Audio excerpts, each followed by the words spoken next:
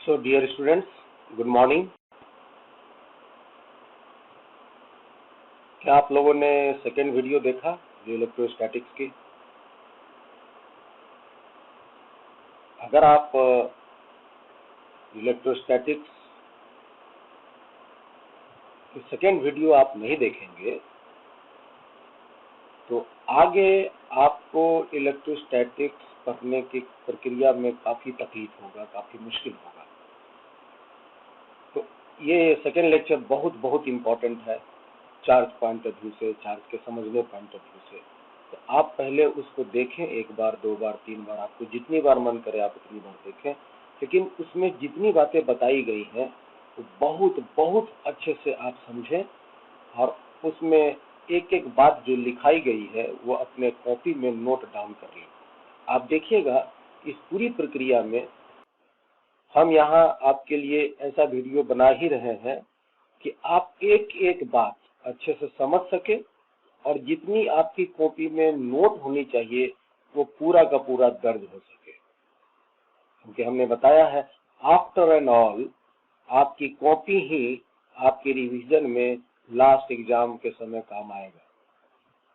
अगर आपकी copy perfect बनी रहेगी तो आप अच्छे से रिवीजन करके आप एग्जाम को तैयार कर सकते हो। तो वो बातें बस मेयरली वीडियो को एक फिल्म के रूप में मत देखिए, पढ़ने के रूप में इसको इस्तेमाल कीजिए। ठीक है? तो हमें आशा है कि आप जो है वो ऐसा ही कर रहे होंगे। तो आज की हम क्लास जो है वो कुछ एक बेसिक सवाल से स्टार्ट करते हैं और आज की क्लास भी आपकी इम्पोर्टेंट होने वाली है क्योंकि आज हम लोग कुछ एक apparatus सीखेंगे, गोल्ड लीफ इलेक्ट्रोस्कोप। उसके बाद हम कुछ अर्थिंग प्रक्रिया को समझेंगे और फिर चार्जिंग की प्रक्रिया को उसके बाद समझेंगे।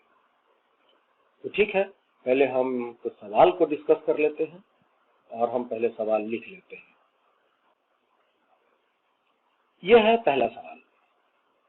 यूनिट के आधार पर हमने पूछा है कि एक चार्ज की इनमें से कौन सी प्रैक्टिकल यूनिट है। आप वीडियो को पॉज करें और अपने दिमाग से सोचें कि इसके क्या जवाब हो सकते हैं, चाहे गलत या सही। आपका दिमाग जो आंसर दे आप पहले उसको समझ के रख लीजिए और तब मेरा जो है आंसर देखिए।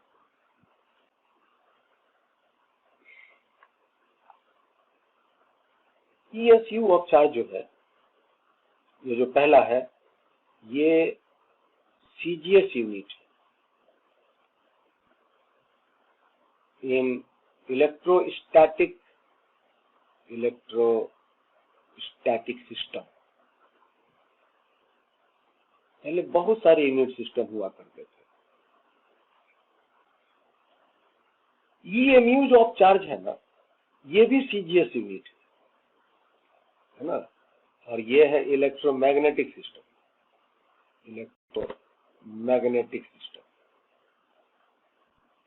और एम्पियर आवर जो है ये प्रैक्टिकल है, आपके प्रैक्टिकल यूनिट है। और ये जो फराडे है ये भी प्रैक्टिकल यूनिट है, ये भी प्रैक्टिकल यूनिट है। तो आप ये बात समझ लें, जो हम लोगों ने ये सभी यूनिट की चर्चा लास्ट क्लास में की थी उसमें से आपका जवाब जो है वो होगा एक C और एक होगा A।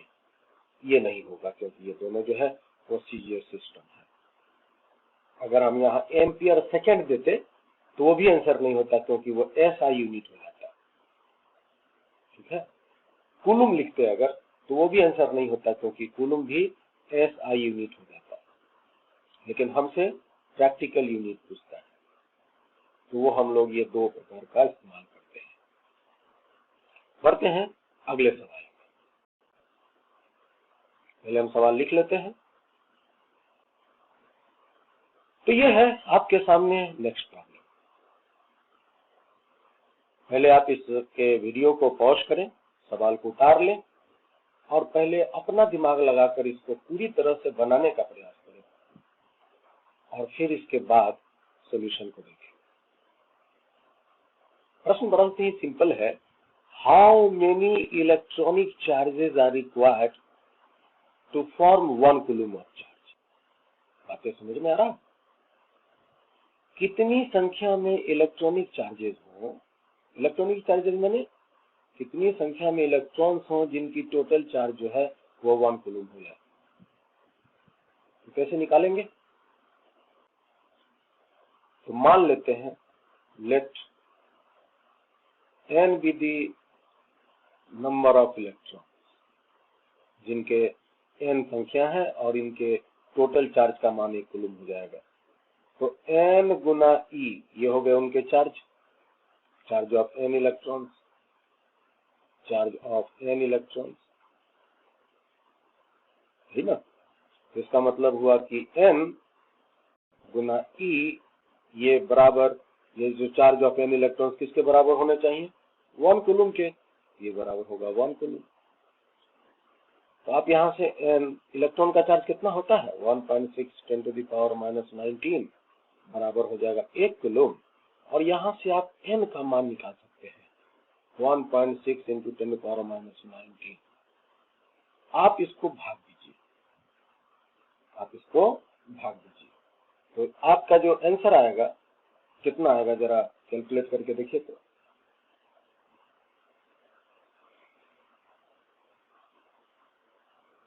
कितना है?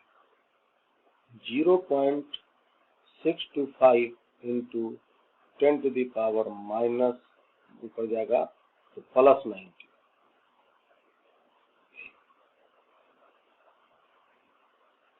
तो भाग देने के बाद इतना आया। इसको हम भी लिख सकते हैं 6.25 × 10⁻18। इतनी संख्या में 10⁻18, इतनी संख्या में जब इलेक्ट्रॉन्स जो है वो जमा होंगे एक जगह पर, तब 1 कूलम चार्ज का निर्माण होगा। इस तरह से हम बात को करेंगे। अब 2 कूलम बनाना है तो इसी तरह 2 गुना कर देंगे। चलिए नेक्स्ट सवाल देखते हैं। हम पहले सवाल को उतार लेते हैं।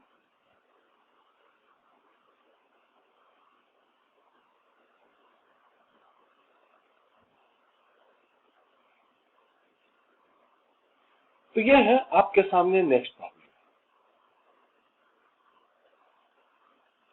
इस सवाल बड़ा ही इंटरेस्टिंग है। इस सवाल का कहना है कि एक कप पानी है, एक कप है, ये मान लीजिए ये कप है, इस कप में पानी भरा हुआ है और कितना पानी है? 250 ग्राम का। तो पानी जो 250 ग्राम का है इसमें, तो उसमें कितनी संख्या में पॉजिटिव चार्ज है और कितनी संख्या में नेगेटिव चार्ज है ना। तो ये सवाल है, कैसे निकालेंगे?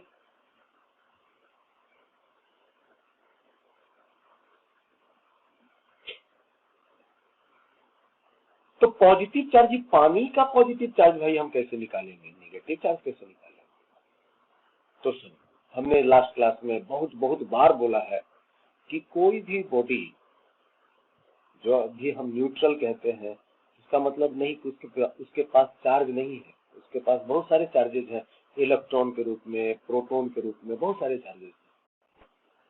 लेकिन जितनी संख्या में प्रोटॉन्स हैं और इलेक्ट्रॉन और जितनी संख्या में इलेक्ट्रॉन्स है, दोनों का मान बराबर है। इसलिए उस बॉडी की नेट चार्ज 0 हो जाती है और हम बॉडी को न्यूट्रल कहते हैं। तो न्यूट्रल का मतलब नहीं कि उसमें चार्जेस नहीं है, चार्जेस है। तो यहां पर जो पूछता है कि कितने पॉजिटिव है और कितने नेगेटिव चार्ज है, तो हम कैसे निकालेंगे? तो भाई हम क्या करेंगे कि इस 250 ग्राम पानी के अंदर कितनी संख्या में इलेक्ट्रॉन्स हैं, ये पहले हम कैलकुलेट कर लेते हैं। और उस इलेक्ट्रॉन की कितनी चार्ज टोटल होंगी, तो हो जाएगा उसका नेगेटिव चार्ज। और फिर कितनी संख्या में इसके भीतर प्रोटॉन्स हैं 250 ग्राम पानी में, तो टोटल प्रोटॉन्स की संख्या निकल जाएगी, तो उसका फिर हम चार्ज निकाल लेंगे। और कंसीडर कर लेते हैं कि 250 ग्राम जो ये कप ऑफ वाटर है वो न्यूट्रल है, तो इसका मतलब टोटल पॉजिटिव और नेगेटिव चार्ज के मान समान। तो ये तो हो गई बातें समझने की, ठीक है। प्रश्न मेरा ये है कि हम कैसे निकालेंगे इसके भीतर टोटल कितने इलेक्ट्रॉन्स हैं और टोटल कितने प्रोटॉन्स हैं। तो देखो, अगर हम पानी की बात करें, वाटर, जिसको आप H2O बोलते हो, तो इसका अगर हम मोलिकुलर वेट आपसे पूछें, मोलिकुलर मास, इसको हम पूरा लिखते हैं ना, मोलिकुलर मास कितना होता है मालूम है पानी का? तो ऑक्सीजन का होता है 16 और हाइड्रोजन का होता है 1। तो 1 और हाइड्रोजन 2 ठो है और ऑक्सीजन हो गया 16, मिलके हो गया 18। जो केमिस्ट्री में आप लोग निकालते हैं ना मोलिकुलर वेट, तो हम यहाँ पर उसी को निकाले हैं और मोलिकुलर मास बोले हैं, ठीक है। ये है मोलिकुलर मास ऑफ वाटर 18। तो 18 ये इसका यूनिट क्या होता है मालूम है? 18 क्या है? केजी, ग्राम, मिलीमीटर, मिली केजी क्या है? तो ये होता है ग्राम हमेशा। तो कितने मोल होंगे? ये जो 250 ग्राम पानी में टोटल कितने पानी के मोल होंगे? नंबर ऑफ मोल्स अगर हम निकाल लेते हैं वाटर का, तो आप जानते हैं मास बाई मोलिकुलर मास। तो मास हो गया 250 ग्राम और मोलिकुलर मास हो गया 18। तो भाग दीजिए, कितना आ जाएगा? चलो अभी हम भाग नहीं देते हैं, अभी हम रहने देते हैं, लास्ट में देखेंगे कुछ समझेंगे। ये हो गए टोटल मोल्स। अच्छा, एक बात और जानते होंगे कि एक मोल में कितने मॉलिक्यूल्स होते हैं? एवोगाड्रो नंबर के बराबर। तो कितने मोल में कितने मॉलिक्यूल्स होंगे, है ना? तो number of water molecules, number of water molecules in 250 gram water हो जाएंगे नंबर ऑफ मोल्स जितने हैं इनटू एवोगाड्रो नंबर 6.023 इंटू 10⁻23। इतने नंबर ऑफ मॉलिक्यूल्स हो गए हैं। अब प्रश्न उठता है कि एक मॉलिक्यूल में कितने इलेक्ट्रॉन है? पानी के अगर हम एक मॉलिक्यूल ले लें, तो इस एक मॉलिक्यूल में कितने इलेक्ट्रॉन की संख्या है या कितने प्रोटॉन की संख्या है? अगर दोनों में से कोई एक निकल जाए तो उसी के बराबर दूसरा होगा, ठीक है ना। तो हम चलो प्रोटॉन की बात करते हैं, न्यूक्लियस के अंदर रहता है। तो ये देखो, इन वन मॉलिक्यूल पानी की ऑफ वाटर ना, नंबर ऑफ प्रोटॉन्स कितने होंगे? हाइड्रोजन है, ये जो हाइड्रोजन तुम देख रहे हो, दिख रहा है, तो इसको अगर हम ऐसे लिखें HOH ऐसे लिख देते हैं, तो इस हाइड्रोजन में कितने नंबर ऑफ प्रोटॉन है? एक हाइड्रोजन, तो नंबर ऑफ प्रोटॉन एक तो है। प्रोटॉन अगर पूछा जाए प्रोटॉन की संख्या कितनी है, तो इस हाइड्रोजन में एक तो है, इस हाइड्रोजन में भी एक तो। हाइड्रोजन जानते हैं ना, हाइड्रोजन के न्यूक्लियस में एक प्रोटॉन होते हैं और एक ही इलेक्ट्रॉन चक्कर काटते हैं। और इस ऑक्सीजन में कितने प्रोटॉन है मालूम है? तो ऑक्सीजन का एटॉमिक नंबर कितना है? 8। तो 8 अगर एटॉमिक नंबर है तो इसका मतलब उसके न्यूक्लियस में 8 ही प्रोटॉन है। तो प्रोटॉन की संख्या 8। टोटल प्रोटॉन कितने हो गए? तो टोटल प्रोटॉन्स हो गए एक में एक मॉलिक्यूल ऑफ वाटर में 10 प्रोटॉन। ये हमने तो साइड में एक डायग्राम बना के कैलकुलेट किया है। तो नंबर ऑफ प्रोटॉन्स की संख्या जो है वो 10 हो गया एक पानी के मॉलिक्यूल।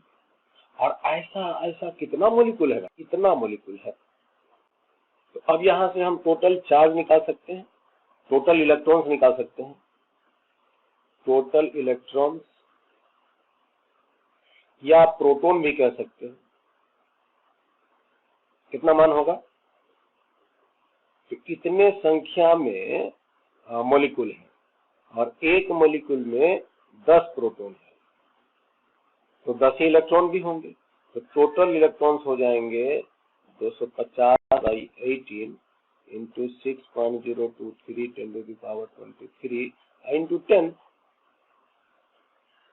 ठीक है, तो इतनी संख्या में इलेक्ट्रॉन्स हैं, ये समझ लीजिएगा, या इतनी संख्या में प्रोटॉन्स है, ये समझ लीजिएगा। तो टोटल पॉजिटिव और नेगेटिव चार्ज कैसे बोलेंगे? टोटल पॉजिटिव और नेगेटिव अगर चार्ज हमसे पूछा जाए तो हम इस बात का जवाब कैसे देंगे, बोलो? तो 250/18 इंटू 6.023 10⁻23 इंटू 10 इंटू, ये तो हुआ इतना संख्या इलेक्ट्रॉन का, और एक इलेक्ट्रॉन का चार्ज 1.6 इंटू 10⁻19 होता है। तो इनको आप अगर मल्टीप्लाई कर दोगे तो आपको इसका आंसर निकल जाएगा। तो आप इसको मल्टीप्लाई करो, देखो तो कितना मान आता है। मल्टीप्लाई करने के बाद इसका मान आ जाएगा 1.338 इंटू 10⁻7 कूलम। तो इसका मान जाएगा 1.338 इंटू 10⁻7। ठीक है, तो ये सवाल है।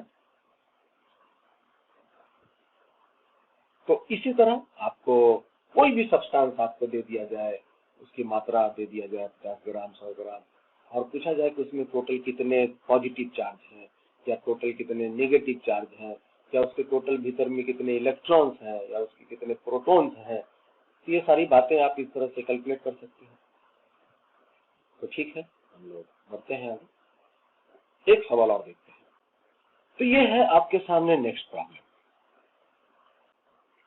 इस प्रॉब्लम में कहता है कि एक बॉडी है, उस बॉडी में हम प्रति सेकंड 10⁹ इलेक्ट्रॉन्स को डाल रहे हैं। मान लीजिए ये कोई एक बॉडी है, इस बॉडी में हम प्रति सेकंड 10⁹ इलेक्ट्रॉन्स लगातार डाल रहे हैं। आपको तो मालूम है कि अगर ये बॉडी शुरुआत में न्यूट्रल है और इसमें हम बाहर से इलेक्ट्रॉन डालेंगे तो ये चार्ज होगा, और जितना इलेक्ट्रॉन डालेंगे उसी के बराबर का चार्ज होगा। तो एक सेकंड में अगर 10⁹ इलेक्ट्रॉन्स डाला जाए इस तरह के बॉडी में, तो कितने देर बाद इस बॉडी का चार्ज 1 कूलम हो जाएगा? That is the question. ये आप कैसे निकालेंगे? वीडियो पॉज करें और इस सवाल को बनाने का प्रयास करें। बहुत ही सिंपल है, बस थोड़ा दिमाग लगाइए, टाइम कैलकुलेट कीजिए। अब देखिए हम बताते हैं। आपको दिया हुआ है every second 10⁹ electron. 10⁹ into 1.6 into 10⁻⁻19 इतना चार्ज हो गया। चार्ज ये दिया जा रहा है किस सेकेंड में? 1 सेकेंड में, इन 1 सेकेंड। तो इतना 1 कूलम चार्ज देने में कितना देर लग जाएगा?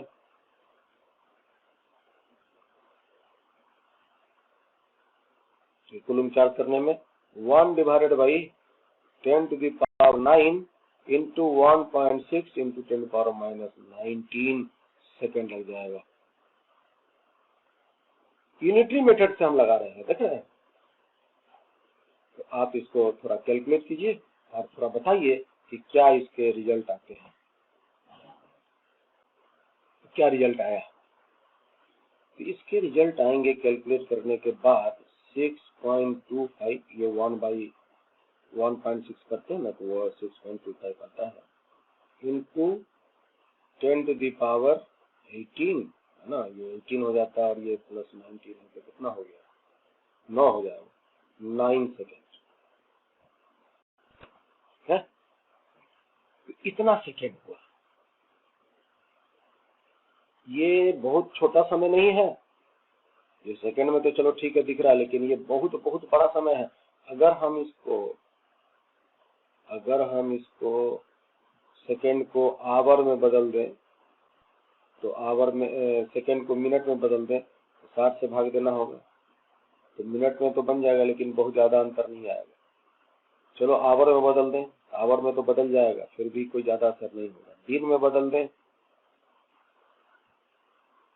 तो दिन में भी बदल जाएगा, लेकिन बहुत ज्यादा, ये 10⁹ दिख रहा है ना, दिन में भी बदल दिया। ईयर में बदल देते हैं, 365 से भाग दे देते हैं, तब देखते हैं कि क्या रिजल्ट आता है। थोड़ा आप इसको कैलकुलेट करके देखो, तो आएगा अप्रोक्सीमेटली 198.18 ईयर्स। दिख रहा है, 198 साल लगेगा, आदमी भी इतना साल नहीं जीता है। तो इस तरह से हम 10⁹ इलेक्ट्रॉन्स की बातें सुनने में तो बहुत बहुत बड़ा लगता है, लेकिन चार्ज की मात्रा बहुत बड़ा नहीं है, बहुत बहुत छोटा चार्ज है। और 1 कूलम चार्ज एक्वायर करने में इस तरह के दर से अगर हम इलेक्ट्रॉन्स डालेंगे तो कितना साल लग जाएगा। है तो दो बातें कह सकते हैं। वैसे तो 1 कूलम चार्ज अपने आप में बहुत बड़ा यूनिट है चार्ज का, बहुत छोटा नहीं है।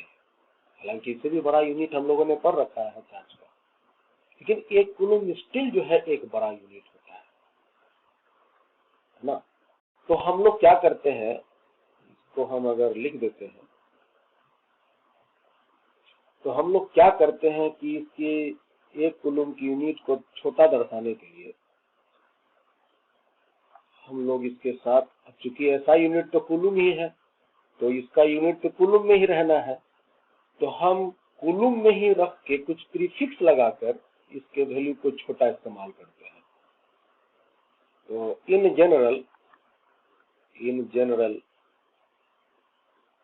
some prefixes are used to represent a charge in coulomb.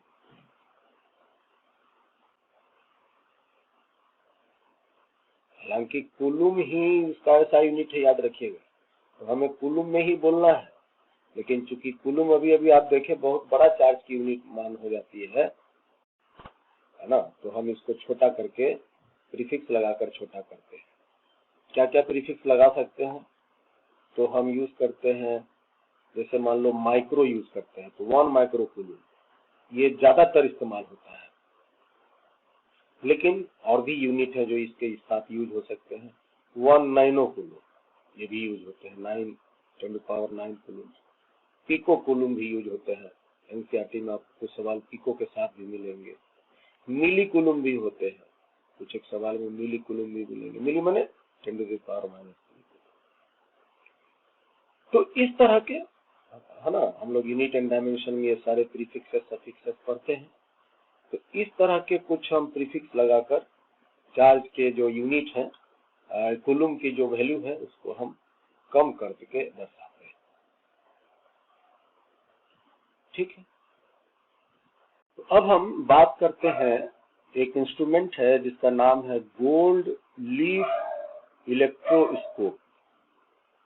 चलिए देखते हैं ये क्या होता है और हम इसका उपयोग कैसे करते हैं। Gold leaf electroscope,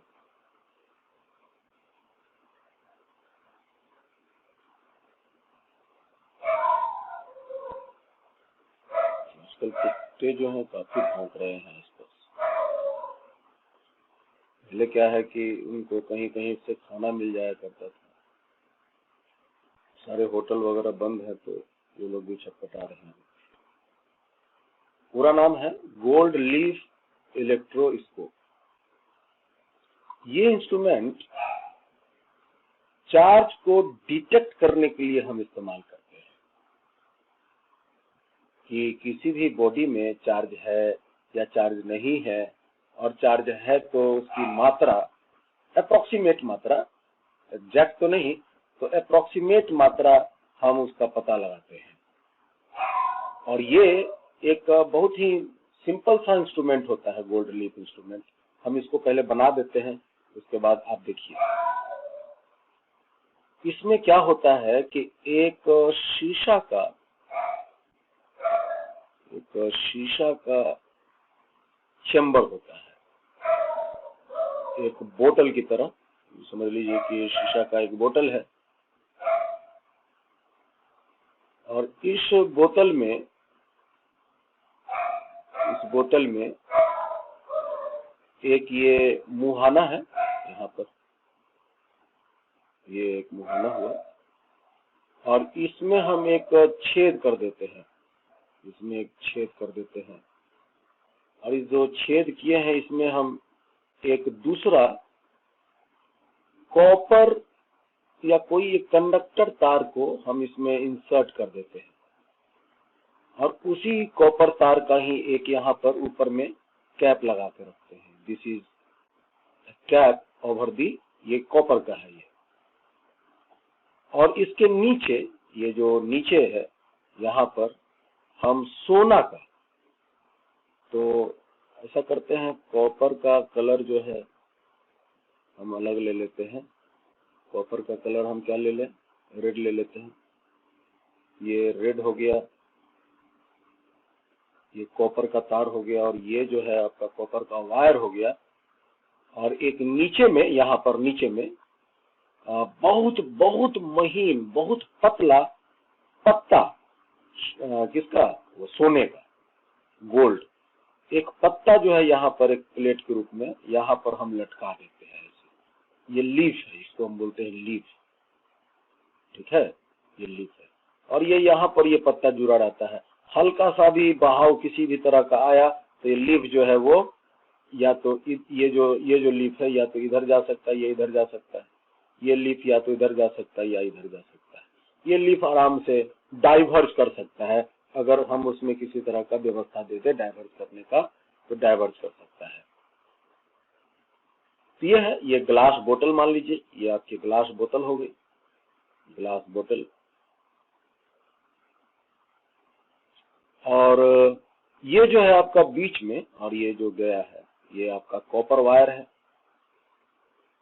copper wire है। और इसके ऊपर में ये कॉपर का ही हम कैप लगा देते हैं। कोई मेटल का आपको यूज करना है, फंक्शन समझ लीजिए, अपनी दिमाग काम करेगा कि ये कैसा होना चाहिए। और ये जो तुम देख रहे हो, ये है आपका एक ये और एक इधर से, ये दोनों जो है वो गोल्ड लीफ है, गोल्ड लीफ, LEAF। क्या करते हैं, कभी कभी हम एक साइड कॉपर का भी लीफ रखते हैं, दूसरा साइड गोल्ड का लीफ रखते हैं, ऐसा भी हम कर सकते हैं। दोनों हम गोल्ड का भी ले सकते हैं, या नहीं तो गोल्ड है, सॉरी यहाँ पर गोल्ड है, ये गोल्ड है, गोल्ड लीफ है। तो हम एक गोल्ड लीफ, एक गोल्ड का पत्ता और एक कॉपर का पत्ता भी ले सकते हैं, या नहीं तो दोनों हम जो है वो गोल्ड लीफ लेते हैं। हाईली कंडक्टिंग होता है गोल्ड लीफ, याद रखिएगा। तो ये इंस्ट्रूमेंट से हम जो है चार्ज को डिटेक्ट करते हैं। It is used to detect the charge. ठीक है, ये कैसे डिटेक्ट करता है, इस बात को थोड़ा समझने का प्रयास करो। कई तरीका से हम by using process of conduction and induction. अभी हम कंडक्शन और इंडक्शन की क्या प्रक्रिया होती है इसको हम आपको बताएंगे, लेकिन आप ये इस बात समझ सकते हैं, आप इसको देखिए ध्यान से। अब जैसे मान लो कि तुम्हारे पास कोई एक रॉड है, और इस रॉड में कुछ भी चार्ज है, पता नहीं चार्ज है कि नहीं है, हमको डिटेक्ट करना है चार्ज है कि नहीं है। तो मान लेते हैं इसमें पॉजिटिव चार्ज है, तो हम इस पॉजिटिव चार्ज को इस लीफ के साथ सटा भी सकते हैं और उसके बहुत बहुत करीब लाकर रख भी सकते हैं। तो अगर हम सटा देंगे तो क्या होगा, तो अगर हम सटा देंगे तो चार्ज का फ्लो हो जाएगा यहाँ से यहाँ तक, क्योंकि ये शुरुआत में अनचार्ज है लीफ जो है, ये जो कॉपर कैप है ये वायर नहीं है, यहाँ पर ये कॉपर का कैप है, जो कैप, ठीक है। तो ये जो कॉपर का कैप है ऊपर में जो कॉपर का कैप है, ये कॉपर का जो आपका कैप हुआ, ये अभी न्यूट्रल है। तो ये पूरा तार जो है ये भी पूरा न्यूट्रल है, और ये जो नीचे में दो ठो जो गोल्ड लीफ है वो भी सभी न्यूट्रल है। तो न्यूट्रल का मतलब चार्ज जीरो, पोटेंशियल जीरो, और इसके पास चार्ज है तो इसमें पोटेंशियल है। तो इसके पोटेंशियल जीरो है और इसके पोटेंशियल कुछ ना कुछ है। तो अगर हम सटा देंगे तो क्या होगा, तो डिफरेंट पोटेंशियल वाले दो बॉडी को अगर हम सटा देते हैं तो चार्ज का फ्लो होता है ताकि उसके पोटेंशियल समान हो सके।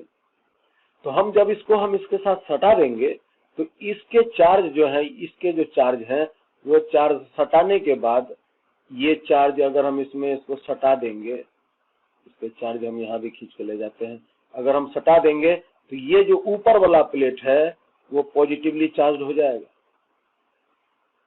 और ये पूरा का पूरा जो तार है वो भी पॉजिटिवली चार्ज हो जाएगा, क्योंकि सारे के पोटेंशियल समान होंगे।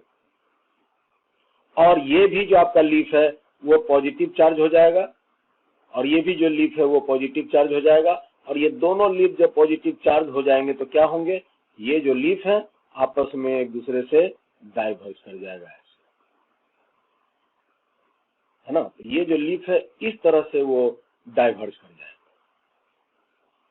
और डाइवर्ज लीफ में होना ये प्रूव हो जाता है कि इस रॉड में चार्ज है, ये जो रॉड है वो चार्ज है, चार्ज रॉड।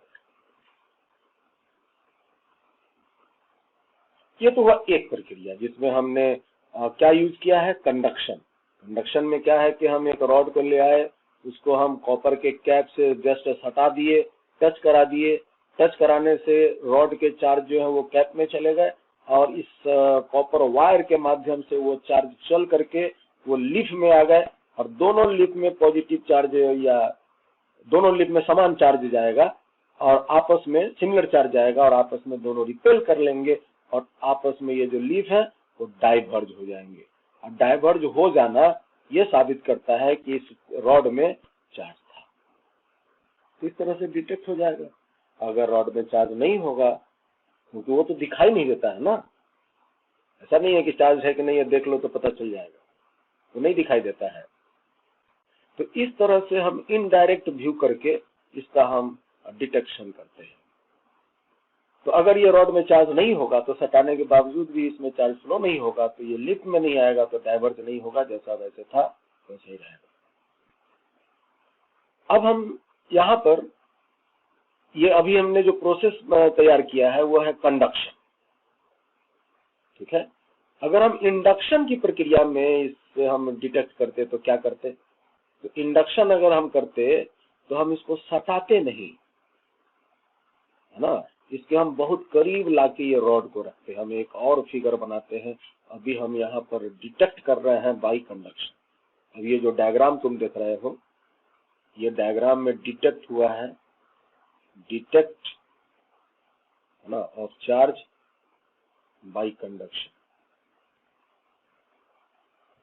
कंडक्शन से अभी चार्ज को हमने डिटेक्ट किया है। अभी हम एक और डायग्राम बनाते हैं, और इस डायग्राम से आपको हम इंडक्शन से कैसे चार्ज को शो करते हैं उसको दिखाते हैं। एक दूसरा डायग्राम बनाते हैं, उसी तरह का आपका बोतल होगा, है ना, शीशा का। शीशा का क्यों, ताकि वो ट्रांसपेरेंट होता है, आप बाहर से देख सको। ये हम जो है मुहाना बनाते हैं, ये जो हम मुहाना बनाते हैं उसको एक नॉन कंडक्टिंग मटेरियल के कैप से, कॉर्क से हम इसको ढक देते हैं, बंद कर देते हैं, छेद कर देते हैं यहाँ पर, ताकि कॉपर का जो तार है वो इस पार से उस पार जा सके।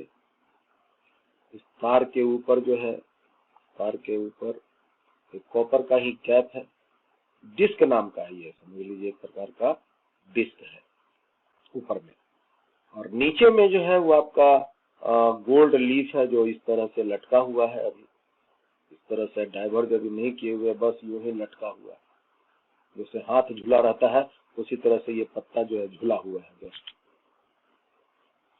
अब हम क्या करते हैं, इसके बगल में बहुत करीब में हम एक कोई भी चार्ज आप लाकर रख दो, नेगेटिव, चलो मान लो कि हम यहाँ पर इसके बगल में चार्ज को ला करके बहुत निगेटिव चार्ज ला कर, इसमें निगेटिव चार्ज है, सटाएंगे नहीं, सटाएंगे तो कंडक्शन हो जाएगा, सटाएंगे नहीं। तब ऐसा स्थिति में क्या होगा कि अगर हम माइनस क्यू चार्ज को इसके बहुत करीब ला के रखेंगे तो इस ऊपर वाले सतह में एक चार्ज आपका एपियर होगा माइनस क्यू प्लस क्यू, और यहां पर आपके एपियर होंगे, नीचे में एपियर होंगे माइनस क्यू। देखो याद होगा हमने थोड़ा देर पहले बताया, ये पिछले क्लास में बताया था कि इंडक्शन में कि अगर कोई कंडक्टर है, याद कीजिएगा यहाँ, अगर कोई ये कंडक्टर है तो कंडक्टर के केस में अगर हम बगल में कोई भी चार्ज को लाकर रख देंगे, इसके पास अगर चार्ज है प्लस क्यू, तो ये अपने नियर बाई सतह पर कंडक्टर के यहाँ पर चार्ज जमा करता है माइनस क्यू, और इसके फर्दर सतह पे ये चार्ज जमा करता है प्लस क्यू। और कंडक्टर में ये दोनों को हम लोग इंड्यूस्ड चार्ज बोले थे पिछले क्लास में, जो आप क्लास देखिए, ये दोनों को हम इंड्यूस्ड चार्ज बोले थे। और कंडक्टर के केस में इंड्यूस्ड चार्ज का मान और इंड्यूसिंग चार्ज का मान आपस में बराबर होता है। ये दोनों जो इंड्यूस्ड चार्ज हम लोग का था, ये दोनों इंड्यूस्ड चार्ज था, वो इंड्यूस्ड चार्ज का जो मान है वो इंड्यूसिंग चार्ज के ही बराबर होता है, ये समझ लीजिए, ये इंड्यूसिंग चार्ज है, ठीक है। तो यहाँ जो कॉपर हमने लिया है वो तो कंडक्टर है, इस बात का डिटेलिंग आप पिछले क्लास के वीडियो को रेफर कर लीजिएगा, ये हमने जो भी बताया है साइड में। तो यहाँ पर देखिए वही बात हो रहा है कि अगर हम इसके बगल में माइनस क्यू रखेंगे तो इसके नियर बाई सतह पर होगा प्लस क्यू चार्ज और फर्दर एंड पर होगा माइनस क्यू चार्ज, और ये माइनस क्यू पहुंच जाएंगे इन दोनों पे माइनस क्यू पहुंच जाएंगे। और जब दोनों पे माइनस क्यू बंटवारा हो जाएगा, माइनस क्यू बाई टू और माइनस क्यू बाई टू दोनों में आधा आधा बढ़ जाएगा, अगर लीफ का साइज समान है तो बराबर बराबर बढ़ जाएगा। और जब इसमें माइनस हो गए और इसमें भी माइनस हो गए तब क्या होगा, तो आपस में ये दोनों फिर एक दूसरे को रिपेल कर देगा, ये इधर भाग जाएगा और ये इधर भाग जाएगा, और इस तरह से जो ये लीफ है वो कुछ ऐसा हो जाएगा, ये ऐसा हो जाएगा, डाइवर्ज कर जाएगा। तो डाइवर्जेंस का, लीफ में डाइवर्जेंस का इंडिकेशन ये रिप्रेजेंट करता है कि उसके ऊपर वाले जो डिस्क है, कॉपर के जो कैप है, डिस्क है, उसके बगल में या तो कोई चार्ज रखा गया है या उससे कोई चार्ज को सटाया गया है। तो इस तरह से हम चार्ज को डिटेक्ट कर लेते हैं, और ये डिटेक्शन जो है वो लीफ के डाइवर्जेंस से पता चलता है। इसको हम जस्ट लिख देते हैं, ये जो लीफ है नीचे में, उसमें डाइवर्जेंस जितना ज्यादा होगा उतना ही ज्यादा अमाउंट ऑफ चार्ज रॉड में ये इंडिकेट करेगा। The divergence in the leaf represents the charge in the rod. Charge in the rod. ठीक है, तो जितना ज्यादा डाइवर्जेंस होगा उतना ही ज्यादा चार्ज होगा। चार्ज जो होगा वो directly proportional to angle of divergence कह सकते हैं, ठीक है। तो ये एक छोटा सा इंस्ट्रूमेंट है, बहुत ही सिंपल सा, जिससे कि हम चार्ज को डिटेक्ट कर लेते हैं कि किसमें चार्ज है और किसमें चार्ज नहीं है। यह है गोल्ड लीफ इलेक्ट्रोस्कोप। अब हम थोड़ी सी बातें आपको अर्थिंग के बारे में बताते हैं।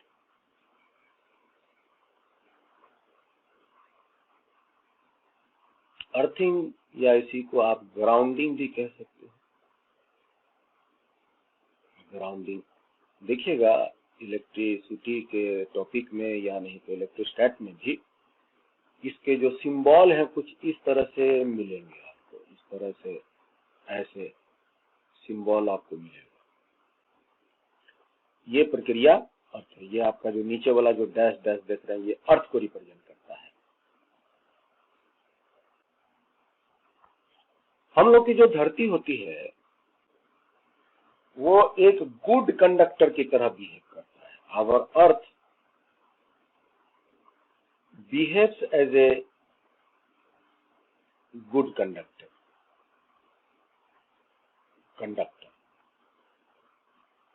और अगर ये गुड कंडक्टर है तो इसका मतलब हुआ कि इसमें बहुत बहुत मात्रा में फ्री इलेक्ट्रॉन्स होंगे। जैसा ये कंडक्टर है तो कंडक्टर का तो यही प्रॉपर्टी है।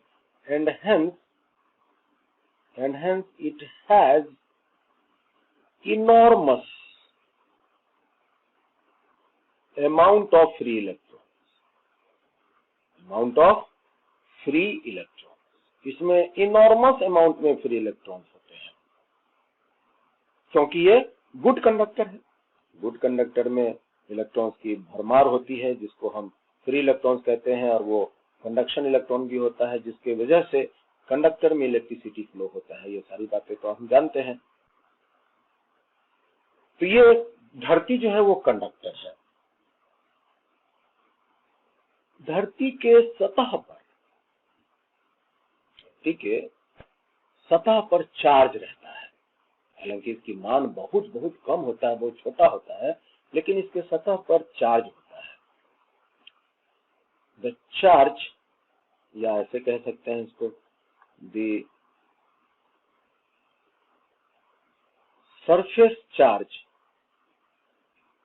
Density on the earth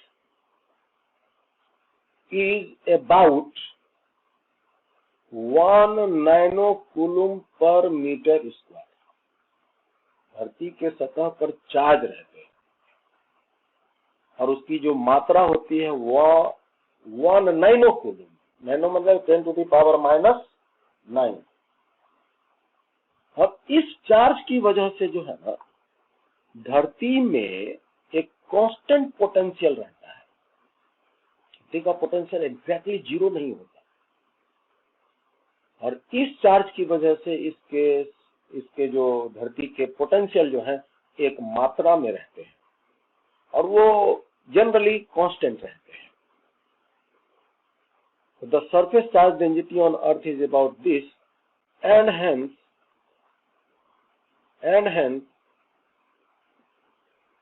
a constant potential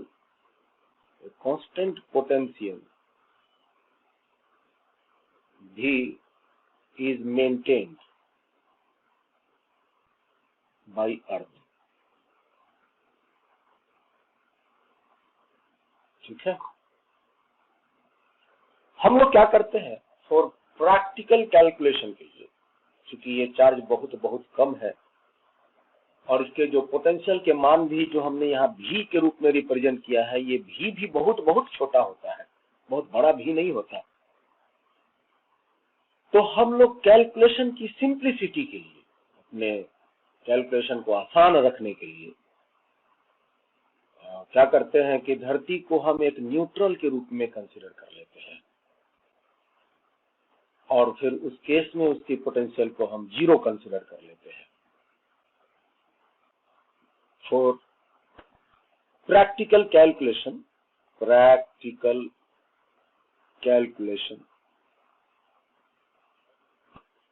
we consider the earth as a neutral body। धरती को हम एक न्यूट्रल बॉडी के रूप में कंसीडर कर लेते हैं। न्यूट्रल बॉडी माने uncharged, and hence its potential is considered as zero,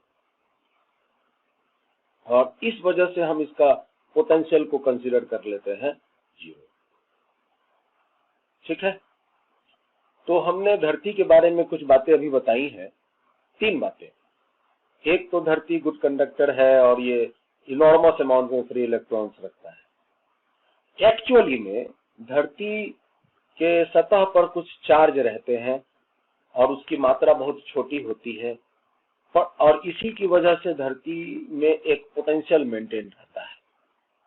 परंतु कैलकुलेशन को प्रैक्टिकली आसान करके रखने के लिए हम लोग धरती को एक न्यूट्रल बॉडी के रूप में कंसीडर करते हैं, दैट इज अनचार्ज्ड, और फिर हम इसका पोटेंशियल को कंसीडर कर लेते हैं जीरो। ठीक है, अब अगर हम इस धरती में कुछ बाहर से चार्ज डाल दें, धरती तो बहुत बड़ा है, उसका रेडियस है 6400 किलोमीटर, 6400 किलोमीटर, बहुत बहुत बड़ा ये कंडक्टर हो गया हम लोगों का। इससे बड़ा और कंडक्टर हम लोग के पास अभी नहीं है। तो ये धरती इतना बड़ा कंडक्टर है कि अगर हम इसमें कुछ चार्ज को लाके डाल दें, 5 electron, 20 electron, 50 electron, 100 electron, 1 lakh, 1 crore, 1 अरब, 1 खरब इलेक्ट्रॉन, या इस धरती के कुछ इलेक्ट्रॉन्स को अगर हम बाहर निकाल ले, तो ये बातें वही हो गई कि जैसे एक समुद्र है और उसमें हम कुछ बाल्टी पानी लाकर डाल देते हैं, या एक समुद्र है उसमें से कुछ बाल्टी पानी निकाल लेते हैं, तो इससे समुद्र पे कोई फर्क नहीं पड़ता। तो हम ऐसा ही कुछ बात यहाँ धरती के बारे में बोलने वाले हैं।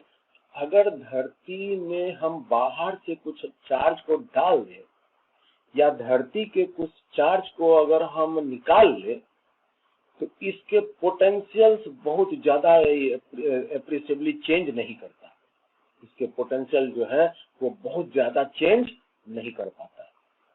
हाँ, अगर ये धरती इतना बड़ा साइज का नहीं, छोटा होता, तो कुछ चार्ज डालेंगे तो पोटेंशियल चेंज हो जाएगा, कुछ निकालेंगे तो चेंज हो जाएगा। Due to large size of earth, इसका पोटेंशियल जो है वो जीरो का जीरो ही रहता है। तो हम इसी बात को पॉइंट में लिख देते हैं कि इफ, या हम पहले ही लिख देते हैं, due to its large size, इसका अगर साइज बहुत बड़ा, कितना रेडियस है इसका, 6400 किलोमीटर धरती का जो बात कर रहे हैं हम, due to its large size, if some charge is given to, if some charge is given to earth or taken out from the earth, अगर हम धरती को बाहर से कुछ चार्ज दे दें या उसके कुछ चार्ज को निकाल के बाहर कर लें, then its potential remain unaffected. इसमें पोटेंशियल में चेंज तो हर स्लाइटली हो ही सकता है, लेकिन इसको हम नेग्लेक्ट कर देते हैं और बोल देते हैं कि इसके potential remain unaffected, that is remain zero. इसके पोटेंशियल को हम जीरो कंसीडर कर लेते हैं।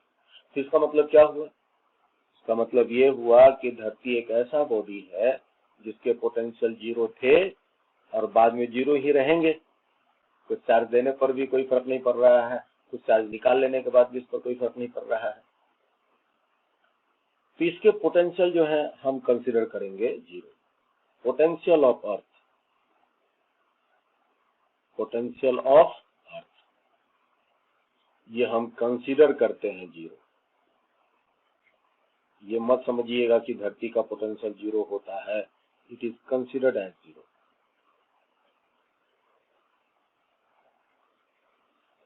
तो potential of earth is considered as zero. अब क्या होगा कि अगर हम किसी बॉडी को, जैसे मान लो कि कोई बॉडी है, एक एग्जांपल से इस बात को समझिएगा। जैसे मान लो ये एक कंडक्टिंग बॉडी है, ये एक कंडक्टिंग बॉडी है। और ये चार्ज है, ये चार्ज स्फीयर है, तो चार्ज अगर हम इसको देंगे तो कहाँ रहेगा उसका चार्ज, तो ये उसके चार्ज रहेंगे इसके सतह पर, पता है आपको। पिछले क्लास में ये सारी बातें आपको डिटेल से बताई गई हैं।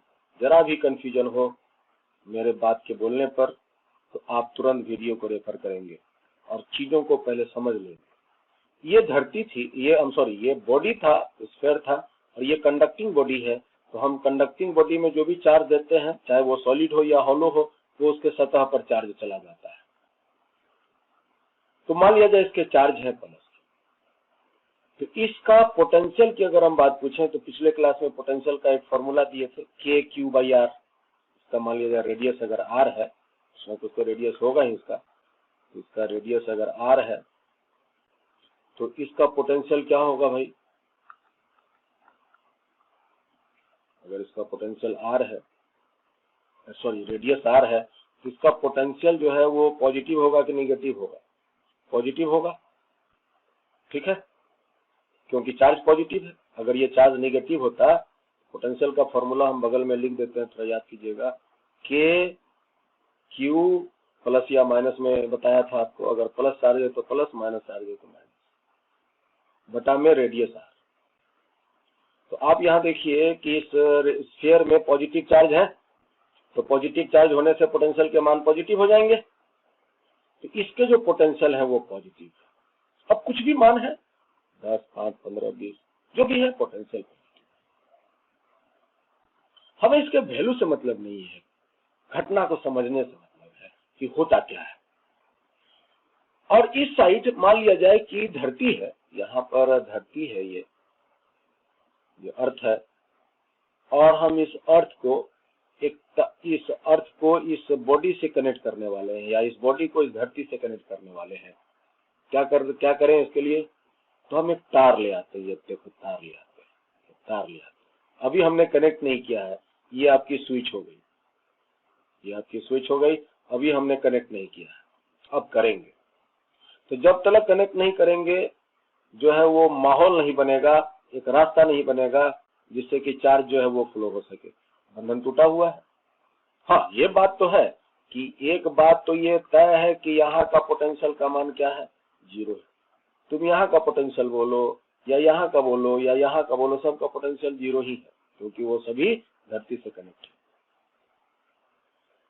ओके, और यहाँ का पोटेंशियल क्या है, जहाँ पर ये तार का ये जो दूसरा छोर है, यहाँ का पोटेंशियल क्या है, यहाँ का पोटेंशियल पॉजिटिव है, इस पूरे बॉडी का पोटेंशियल पॉजिटिव है, और इसका है 0। तो जब डिफरेंट पोटेंशियल्स को हम एक कोई कंडक्टिंग वायर से जोड़ देंगे, ये कंडक्टिंग वायर है आपका, तो उससे हम अगर उसको जोड़ देंगे तो क्या होगा, मान लो हम इसको इसमें अभी जोड़ेंगे तो क्या होगा, तो चार्ज का फ्लो होगा, बताया था।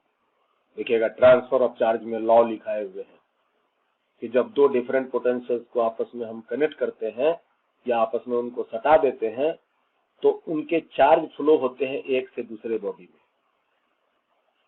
और चार्ज ये फ्लो तब तक होता है जब तक उसके पोटेंशियल समान न हो जाए, और जब समान हो जाएंगे तो फ्लो होना बंद हो जाएगा। पॉजिटिव चार्ज का फ्लो हायर पोटेंशियल से लोअर पोटेंशियल की तरफ होता है, और नेगेटिव चार्ज का फ्लो लोअर पोटेंशियल से हायर पोटेंशियल की तरफ होता है। ये कई बार सुनोगे, क्योंकि ये एक प्रिंसिपल के तौर पर हम इस्तेमाल करेंगे इंटायर इलेक्ट्रोस्टैटिक्स में। तो ठीक है, हम यहाँ यूज करेंगे इस बात को। तो हम क्या करते हैं, अगर हम तार को सटा देंगे, देखिएगा इसको, हम अगर इस तार को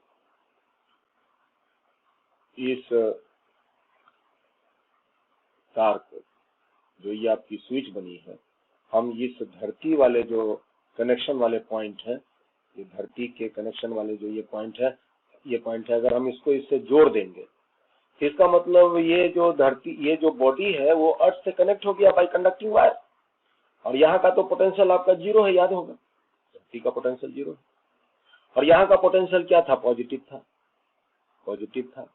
तो इसके सतह पर जो ये प्लस चार्ज थे ये प्लस चार्ज थे, ये प्लस चार्ज क्या होंगे, तो अब ये प्लस चार्ज जो होंगे वो फ्लो होंगे। ये पॉजिटिव चार्ज जो है वो इसके माध्यम से ऐसे फ्लो होकर धरती के भीतर समा जाएंगे। तो इससे क्या होगा, इससे ये होगा कि क्या धरती चार्ज हो जाएगा, नहीं, धरती का साइज इतना बड़ा है तो उसमें चार्ज जाने पर उसका कोई फर्क नहीं पड़ेगा, ऊंट के मुंह में जीरा वाली बात होगी। परंतु ये बॉडी का तो चार्ज जरूर कम हो जाएगा भाई, इस बॉडी में जो भी चार्ज था ये कम हो जाएगा क्योंकि ये तो फ्लो हो गया। तो चार्ज अगर कम हो जाएगा तो चार्ज के कम होने से इसके जो पोटेंशियल के मान है वो कम हो जाएंगे। तो इसके जो पोटेंशियल, मान लो शुरू में अगर इसका पोटेंशियल था 10 वोल्ट, इसका है 0 वोल्ट, तो एक चार्ज मान लिया जाए यहाँ से फ्लो होकर के ऐसे चला गया, ऐसे चला गया, इधर से इसमें चला गया, तो एक चार्ज में कमी हुई तो इसका जो पोटेंशियल होगा अब 9 वोल्ट हो जाएगा। परंतु ये जो चार्ज इस धरती में गया तो धरती का पोटेंशियल तो 0 ही रहेगा। ठीक है, अब देखो इसका पोटेंशियल 9 वोल्ट है और इसका पोटेंशियल 0 है, अभी भी पोटेंशियल का डिफरेंस है, तो उसकी वजह से क्या होगा, अब ये दूसरा चार्ज भी जो है वो रास्ता पकड़ेगा जाने का। ये तो इससे क्या होगा कि इससे ये दूसरा चार्ज भी जो है वो इस बॉडी से निकल करके इस धरती में समा जाएगा। धरती का तो पोटेंशियल वही का वही रहेगा, धरती का पोटेंशियल तो वही का वही रहेगा, 0 का 0 ही रहेगा। परंतु इससे क्या होगा, एक चार्ज जो इसके चले गए, इससे क्या होगा कि इसका जो पोटेंशियल पहले 9 वोल्ट था अब 8 वोल्ट हो जाएगा और इसका तो 0 का 0 ही रहेगा। तो ये जो कार्यक्रम है ये कब तक चलेगा, ये कार्यक्रम तब तक चलेगा जब तक कि दोनों के पोटेंशियल समान ना हो जाए। अब दिमाग लगाओ, समान कब होंगे, इसका तो 0 होना ही है और ये रुकेगा थमेगा तभी जब दोनों के पोटेंशियल समान हो, तो इसका भी पोटेंशियल को 0 होना होगा। तो उसके लिए क्या होगा, तो उसके लिए इसके जितने पॉजिटिव चार्ज हैं वो पॉजिटिव चार्ज जो है वो चले जाएंगे धरती में। इसको हम मिटा देते हैं। ठीक है, तो इसके जितने भी पॉजिटिव चार्ज हैं वो चले जाएंगे धरती में।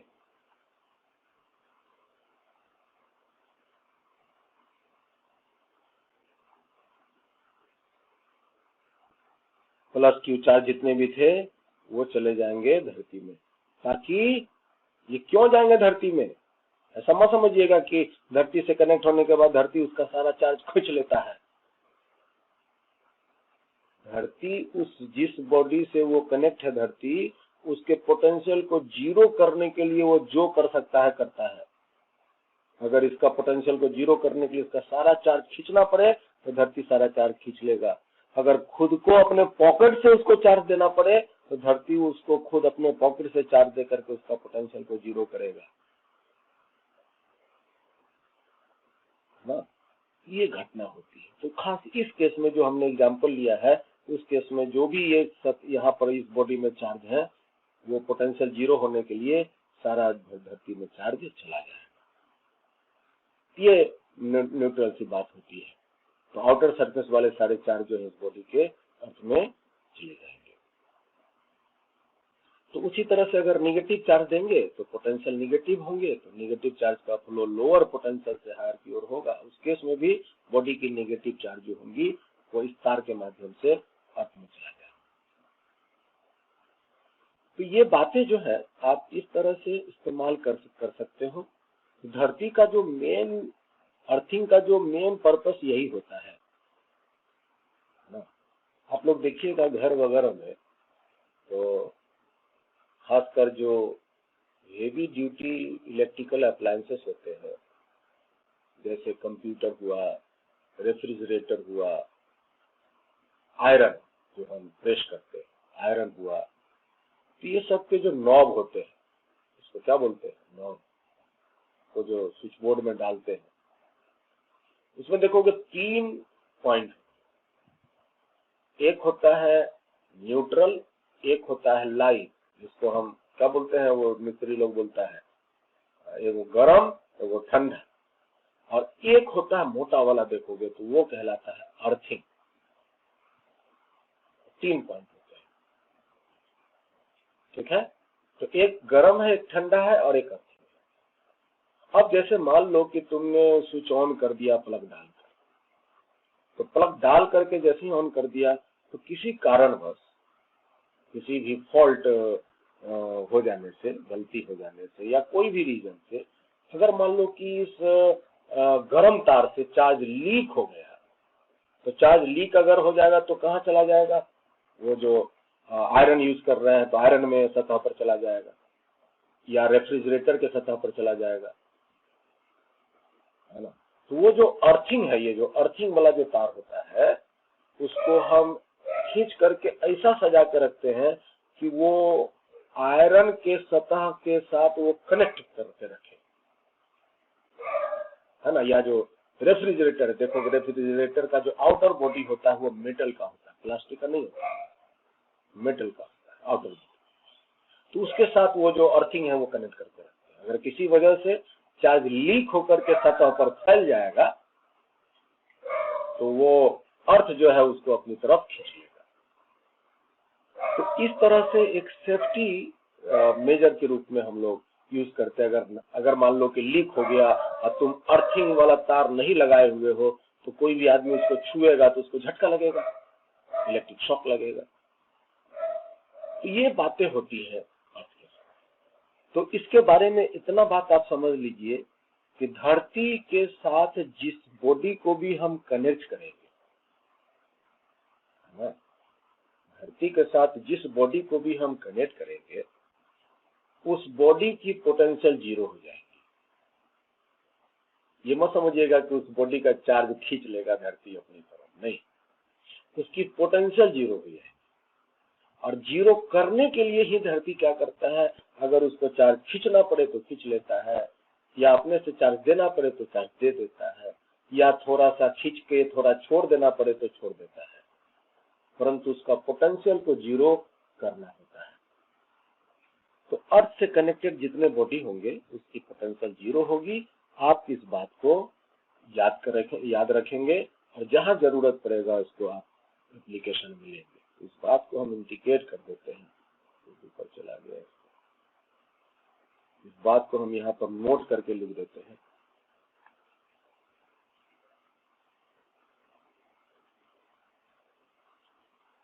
द इलेक्ट्रिक पोटेंशियल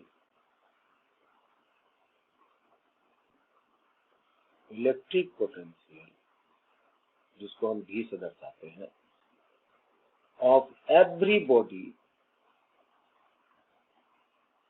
या पॉइंट, एवरी बॉडी या पॉइंट या सरफेस कनेक्टेड टू अर्थ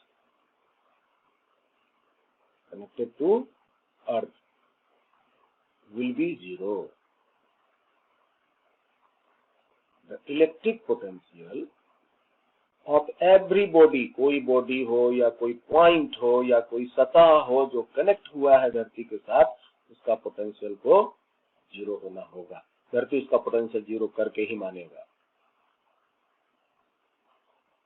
ठीक है, ये है अर्थ के बारे में। तो अभी के बाद से इस तरह का जहां सिंबल तुम देख लेना, ये सिंबल जो है वो रिप्रेजेंट करेगा किसको? अर्थ को। ये था अर्थ। अब हम देखते हैं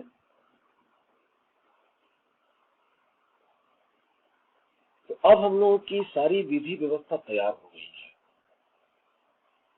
चार्ज के बारे में, चार्ज के फ्लो के बारे में, चार्ज के गुण के बारे में हम सारी बातें अब समझ लिए हैं। अब हम यहाँ कुछ प्रोसेस ऑफ चार्जिंग की बात करेंगे, फिर आगे बढ़ेंगे।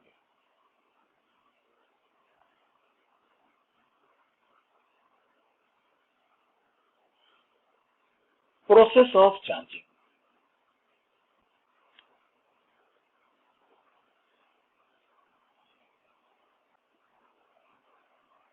वैसे हम लोगों के चार्ज करने के कई प्रक्रियाएं हैं, या आप यूं कह लो कि एक बॉडी को हम कई तरीका से चार्ज कर सकते हैं, लेकिन हम मेनली 3 ही तरीका इस्तेमाल करते हैं बॉडी को चार्ज करने के लिए। There are many processes to charge a body, but we mainly use the following three processes.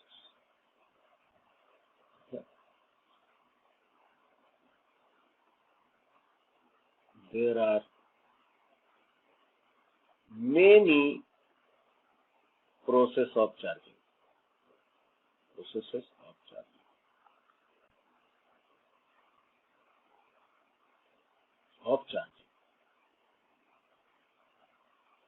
But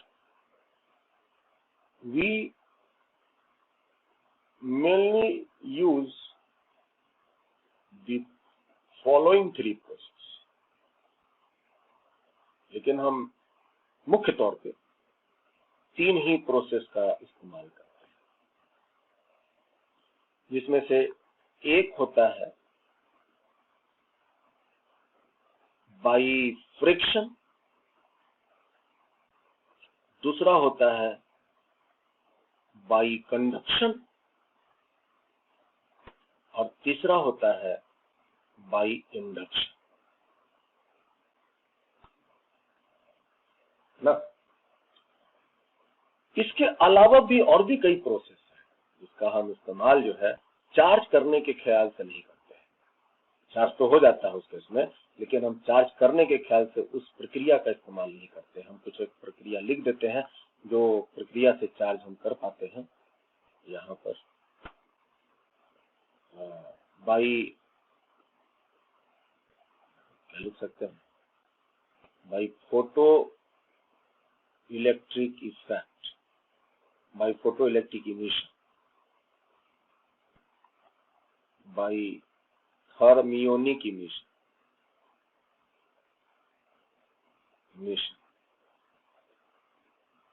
by है ना फील्ड इमिशन, और लिख देते हैं बाई सेकेंडरी इमिशन। ये कुछ एक प्रक्रियाएं हैं जिससे कि बॉडी जो है वो चार्ज तो हो जाता है, लेकिन हम चार्ज करने के लिए इस प्रक्रिया को इस्तेमाल नहीं करते हैं। ये बातें हम बताना चाह रहे हैं। इन सभी से भी बॉडी चार्ज हो जाते हैं जब हम किसी मेटल सतह पर लाइट को डालते हैं तो उस मेटल सरफेस के इलेक्ट्रॉन्स बाहर निकलते हैं। हम लोग पढ़ेंगे इस बात को फोटो इलेक्ट्रिक इफेक्ट में, मॉडर्न फिजिक्स के पहला टॉपिक यही रहेगा। तो जब हम किसी मेटल सरफेस पर लाइट को इंसिडेंट कराते हैं तो वो लाइट में अगर सफिशिएंट अमाउंट ऑफ एनर्जी हुई तो वो मेटल सरफेस के इलेक्ट्रॉन को टकरा करके इलेक्ट्रॉन्स को एनर्जेटिक कर देता है और वो मेटल सरफेस से इलेक्ट्रॉन बाहर निकल जाते हैं। तो पीछे उस मेटल का क्या होगा? मेटल सतह से इलेक्ट्रॉन जब निकल जाएंगे तो निकलने से पहले तो वो मेटल न्यूट्रल था। जब इलेक्ट्रॉन निकल जाएंगे तो पीछे इलेक्ट्रॉन की मेटल में कमी हो जाएगी, चार्ज हो जाएगा। तो एक इस प्रक्रिया को बोलते हैं फोटो इलेक्ट्रिक इमिशन। ठीक है, मान लिया जाए कि कोई एक दूसरा मेटल है, सपोज करो कि ये एक कोई भी एक मेटल है, सपोज करो ये एक मेटल है, ये मेटल सतह, ये जो आपका मेटल सतह है, ठीक है।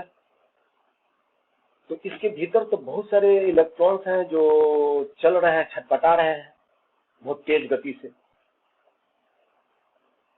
अब वो इलेक्ट्रॉन घूम तो रहे हैं पूरे वॉल्यूम में, लेकिन उसमें इतनी एनर्जी नहीं है कि सतह को छोड़ करके बाहर निकल जाए। तो बाहर निकालने के लिए हम कुछ प्रक्रिया करते हैं, जैसे लाइट अभी डाला है तो लाइट डाला तो उस लाइट की एनर्जी के साथ वो इलेक्ट्रॉन को, है ना, इलेक्ट्रॉन को एनर्जी मिला और वो इलेक्ट्रॉन जो है इस मेटल से बाहर निकले। दूसरा तरीका है कि हम इसको नीचे से गर्म कर दें। गर्म करेंगे तो क्या होगा, हीट एनर्जी के मटेरियल के भीतर जाएगा और उससे जो भीतर के इलेक्ट्रॉन तो एनर्जेटिक होंगे और एनर्जेटिक होने के बाद इलेक्ट्रॉन्स यहाँ से निकलना शुरू करेगा। इलेक्ट्रॉन्स अगर निकलना शुरू करेगा तो क्या होगा, तो पीछे इस मेटल की इलेक्ट्रॉन्स में कमी होगी, ये फिर चार्ज हो जाएगा। चार्ज के नियम वही रहेंगे, इलेक्ट्रॉन का बढ़ना या घटना। ठीक है। तीसरा है फील्ड इमिशन। क्या करते हैं, एक स्ट्रॉन्ग इलेक्ट्रिक फील्ड इस डायरेक्शन, इलेक्ट्रिक फील्ड आगे बढ़ेंगे हम लोग। इलेक्ट्रिक फील्ड जो है ना चार्ज पर फोर्स लगाता ठीक है, तो इलेक्ट्रॉन पर भी फोर्स लगाएगा। इलेक्ट्रॉन पर इलेक्ट्रिक फील्ड अपने डायरेक्शन के अपोजिट में फोर्स लगाता है, और जितना ज्यादा इलेक्ट्रिक फील्ड होगा फोर्स उतना ही ज्यादा होगा। तो मान लो कि सतह पर बहुत सारे इलेक्ट्रॉन है, ये मेटल है तो इसके सतह पर बहुत सारे इलेक्ट्रॉन है। हम इस डायरेक्शन में, वर्टिकली डाउनवर्ड डायरेक्शन में, प्लेन के परपेंडिकुलर एक स्ट्रॉन्ग इलेक्ट्रिक फील्ड लगा दिए। तो डाउनवर्ड अगर इलेक्ट्रिक फील्ड है, जितने इलेक्ट्रॉन तुमके सतह पर दिख रहे हैं सब पर एक अपवार्ड जो है एक इलेक्ट्रिक फोर्स डेवलप होगा सारे इलेक्ट्रॉन पर, और इलेक्ट्रिक फील्ड का ताकत बढ़ाते जाएंगे तो फोर्स जो ऊपर की तरफ लग रहे हैं वो भी स्ट्रॉन्ग और स्ट्रॉन्ग होता जाएगा, और हो सकता है कि वो इलेक्ट्रॉन को बंधन मुक्त कर दे, प्लेट से वो बाहर निकाल दे। तो इस प्रक्रिया को बोलते हैं फील्ड इमिशन।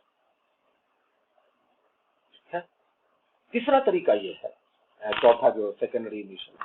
जैसे मान लो कि आपके पास ये सतह पर बहुत सारे इलेक्ट्रॉन्स, और ये इलेक्ट्रॉन्स में एनर्जी तो है लेकिन इतनी नहीं है कि सतह छोड़ दे। सतह छोड़ाने के लिए हमको एक्स्ट्रा और एनर्जी देना पड़ेगा, और ये सारे काम एनर्जी ही देने का हो रहा है।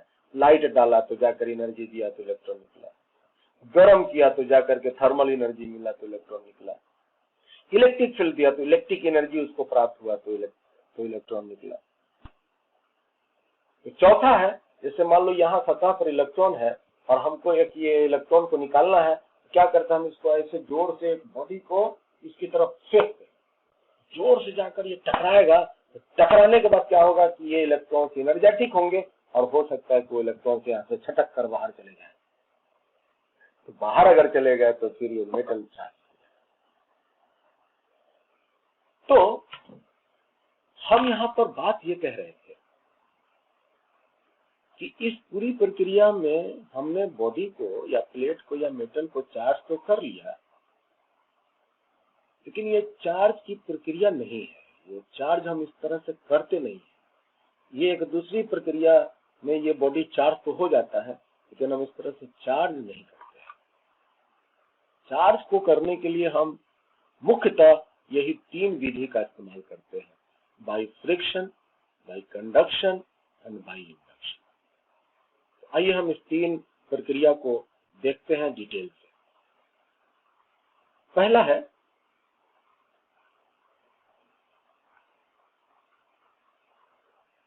हमने ये लिखा है, पहला है चार्जिंग बाय फ्रिक्शन।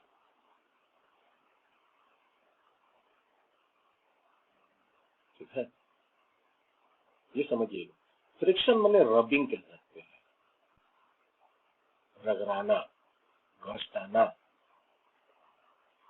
रबिंग। इसमें हम क्या करते हैं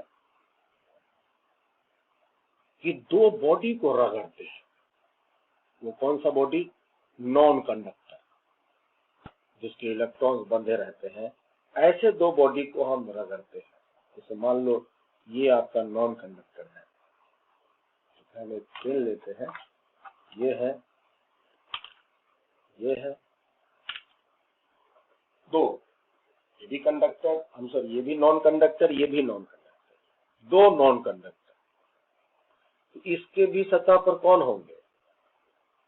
आप इमेजिन करो तो कोई भी बॉडी अगर है, चाहे कंडक्टर हो या नॉन कंडक्टर, जैसे ये एक आपका प्लास्टिक रॉड है ना, तो ये नॉन कंडक्टर है, इसके थ्रू करंट फ्लो नहीं होता, इसलिए हम इसको बोल्डली बोलेंगे नॉन कंडक्टर है। तो इसके सतह पर क्या चीज की पॉसिबिलिटी हो सकती है, इमेजिन करो। मेरा यह प्रश्न है कि क्या इसके सतह पर इलेक्ट्रॉन, प्रोटॉन, न्यूट्रॉन क्या होने की संभावना है? तो आपका जवाब होगा इलेक्ट्रॉन। कैसे? तो आप जानते हैं कि कोई भी मटेरियल, सॉलिड हो, लिक्विड हो, गैस हो, कंडक्टर हो, नॉन कंडक्टर हो, कोई भी एटम से बने हैं, और उस एटम के न्यूक्लियस में प्रोटॉन पड़े रहते हैं न्यूट्रॉन के साथ स्ट्रॉन्ग फोर्स से, और चारों तरफ चक्कर काटता है इलेक्ट्रॉन। तो एक एटम के बाहरी आवरण में कौन फंसा है? आवरण में कौन है? प्रोटॉन है कि इलेक्ट्रॉन है? इलेक्ट्रॉन है। तो यहाँ से यहाँ तक अगर आप विजिबल करो तो ये सभी एटम से पड़े हुए हैं, एटम से बने हैं, और उसके आउटर सरफेस पर जो भी पॉसिबिलिटी इलेक्ट्रॉन की है, लेकिन वो इलेक्ट्रॉन बंधा हुआ है अपने न्यूक्लियस से, वो छोड़ नहीं पाता है।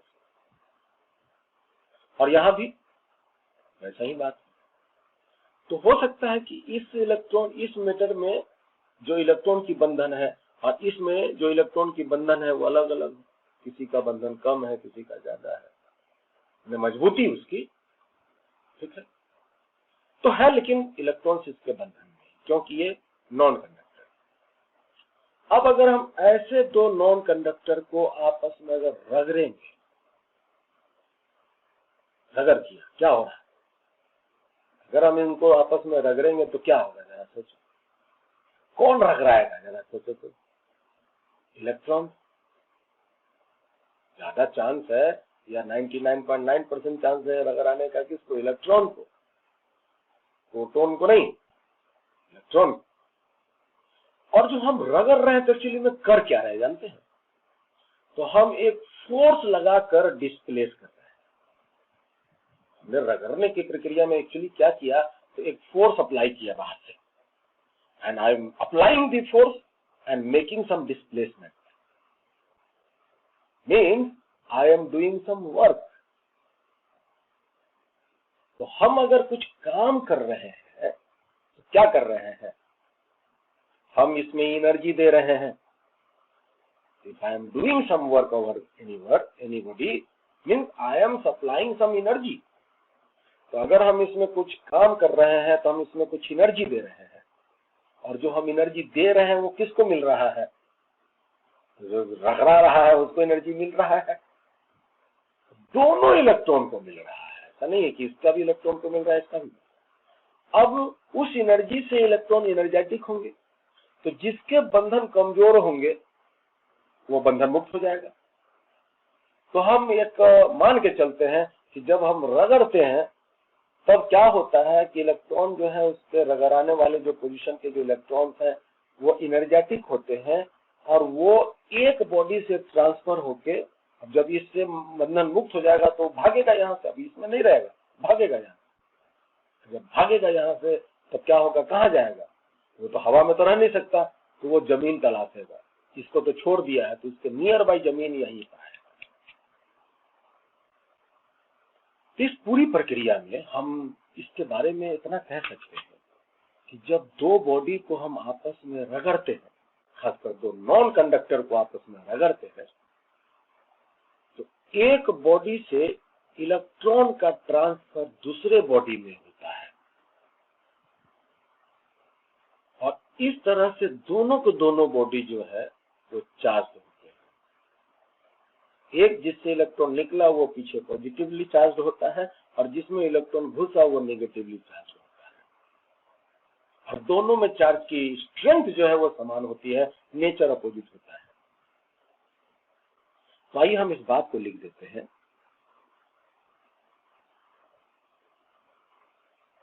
When two bodies,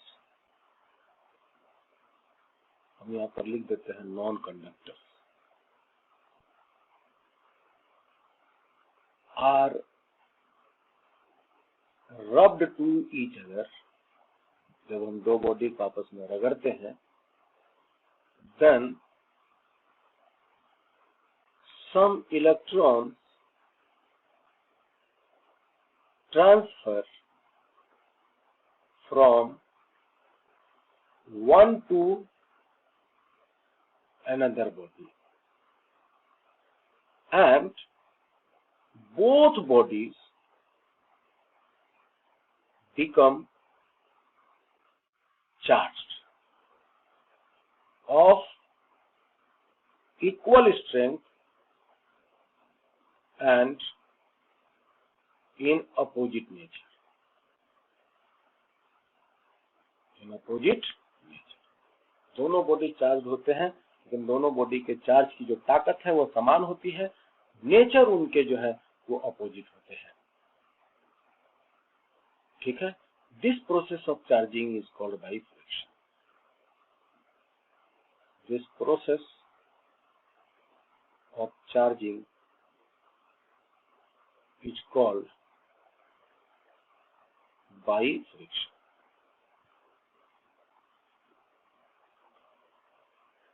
तो यही है। मान लिया जाए कि ये दो बॉडी हम लेते हैं, एक बॉडी हम ले लेते हैं ये, और एक बॉडी हम ले लेते हैं ये।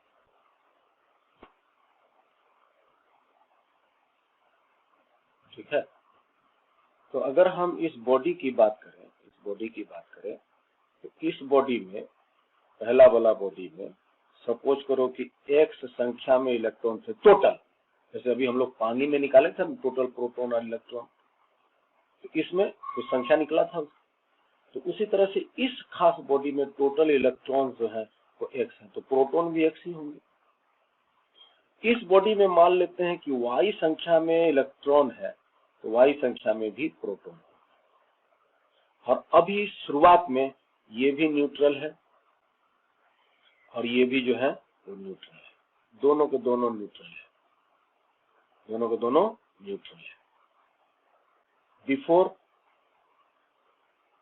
बिफोर रबिंग अभी हमने नहीं किया है, अब घस्ट आएंगे। तो अब अगर हम इन दोनों को पकड़ के आपस में रगड़ दिए, तो अभी हमने जो घटनाएं आपको बताई थी, क्या पॉसिबल हो सकता है, रगड़ेंगे तो उसमें फोर्स के द्वारा डिस्प्लेसमेंट, फोर्स के साथ डिस्प्लेसमेंट होगा, एनर्जी मिलेगा, एनर्जी किसको मिलेगा, तो इलेक्ट्रॉन को मिलेगा, तो इलेक्ट्रॉन जो बंधन में है वो उसके बंधन टूटेंगे, और एक बॉडी से मान लिया जाए इलेक्ट्रॉन का ट्रांसफर दूसरे बॉडी में हुआ। सपोज करो कि इस बॉडी से इलेक्ट्रॉन जो है ट्रांसफर होके इसमें चले गए, n इलेक्ट्रॉन मान लिया जाए ट्रांसफर हो गया, n इलेक्ट्रॉन जो है वो यहां से ट्रांसफर होके इसमें चले गए। तो during rubbing an electron transfer, ठीक है, ट्रांसफर फ्रॉम, अगर हम बॉडी का नामकरण कर लेते हैं, इसको नाम ए दे देते हैं, इसको नाम बी दे देते हैं, transfer from A to B. तब क्या होगा, और फिर जब हम रगड़ करके इन दोनों को हम अलग करेंगे तो क्या होगा, ये जो बॉडी को हमने रगड़ करके जब हम अलग करेंगे, इसको हमने अलग कर लिया और इसको भी जब हम अलग कर लिया, तो क्या बताइए, तो इस बॉडी में जो पहले x संख्या में इलेक्ट्रॉन मौजूद थे, अब उससे n इलेक्ट्रॉन तो उसमें चलेगा, तो अब इसमें x माइनस n इलेक्ट्रॉन बचेगा। और प्रोटॉन कितने बच जाएंगे, प्रोटॉन तो वो न्यूक्लियस में मस्त पड़ा है, उसमें तो कोई डेविएशन होना नहीं। इस बॉडी में y इलेक्ट्रॉन तो था, अब नया इलेक्ट्रॉन घुसा है इसमें n संख्या का, तो हो जाएगा y प्लस n इलेक्ट्रॉन, और प्रोटॉन तो जितना था उतना ही रहेगा।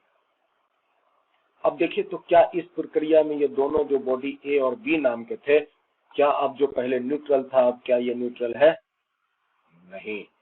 Now it become charge and it is also become charge.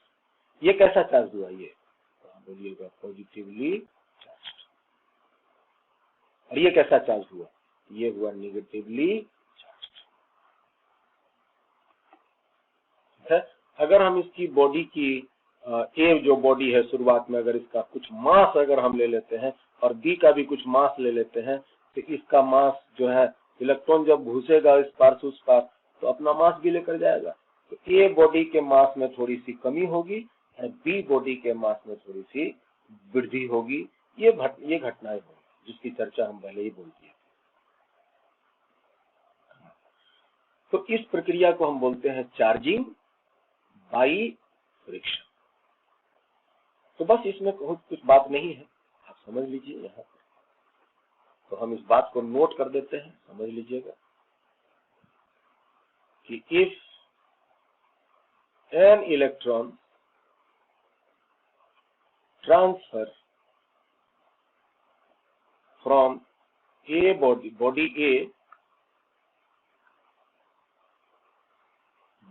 A to B, body B, then charge of A क्या होगा, ए का चार्ज हो जाएगा Ne और वो प्लस में होगा, क्योंकि ए से इलेक्ट्रॉन का घुसना, ए से इलेक्ट्रॉन का निकलना हुआ तो पीछे इलेक्ट्रॉन की कमी हो जाएगी। और चार्ज ऑफ बी कितना होगा, बी का चार्ज होगा -n गुना ई, क्योंकि उसमें इलेक्ट्रॉन घुस गए हैं, उसमें इलेक्ट्रॉन की बढ़ोतरी हो गई है। लेकिन दोनों के जो चार्ज होंगे अपोजिट नेचर के होंगे और स्ट्रेंथ जो होंगे वो समान होंगे। आप इस तरह से डायरेक्ट यूज कर लेंगे। कई सवाल में हो सकते हैं मिल जाए आपको कितना इलेक्ट्रॉन जो है वो फ्लो हो रहा है, तो बताइए कितना बॉडी में चार्ज हो। तो इस तरह से हम चार्ज कर सकते हैं। तो this is all about your charging by friction. अब आइए देखते हैं कि चार्जिंग बाई कंडक्शन कैसे करते हैं।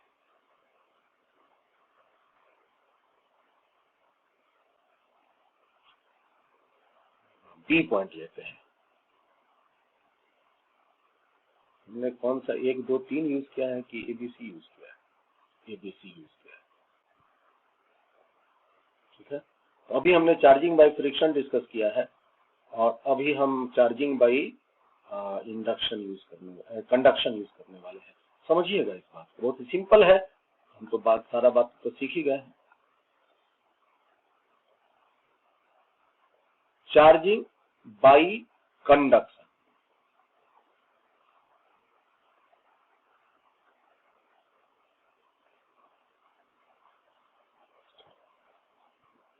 इस प्रक्रिया में देखिए क्या होता है कि अगर मान लो कि कोई एक बॉडी है आपके पास, ठीक है, और उसको तुम्हें चार्ज करना है। मान लो वो बॉडी शुरुआत में न्यूट्रल है और उसको तुम्हें चार्ज करना है, तो पहले ये डिसाइड करो कौन चार्ज करना है, पॉजिटिव करना है, नेगेटिव करना है, कौन करना है। चलो तय कर लिया कि उस न्यूट्रल बॉडी को हमें पॉजिटिवली चार्ज करना है। तो हम क्या करेंगे इस प्रक्रिया से, अगर आपको पॉजिटिव चार्ज करना है तो तुम कहीं से एक पॉजिटिवली चार्ज बॉडी लाओ और उसको इस न्यूट्रल बॉडी के साथ या तो सटा दो या नहीं तो तार से जोड़ दो। You have to do that. तो क्या होगा, जो न्यूट्रल था उसकी शुरुआत की पोटेंशियल 0 थी, जो चार्ज था उसका पोटेंशियल पॉजिटिव था तो ज्यादा था।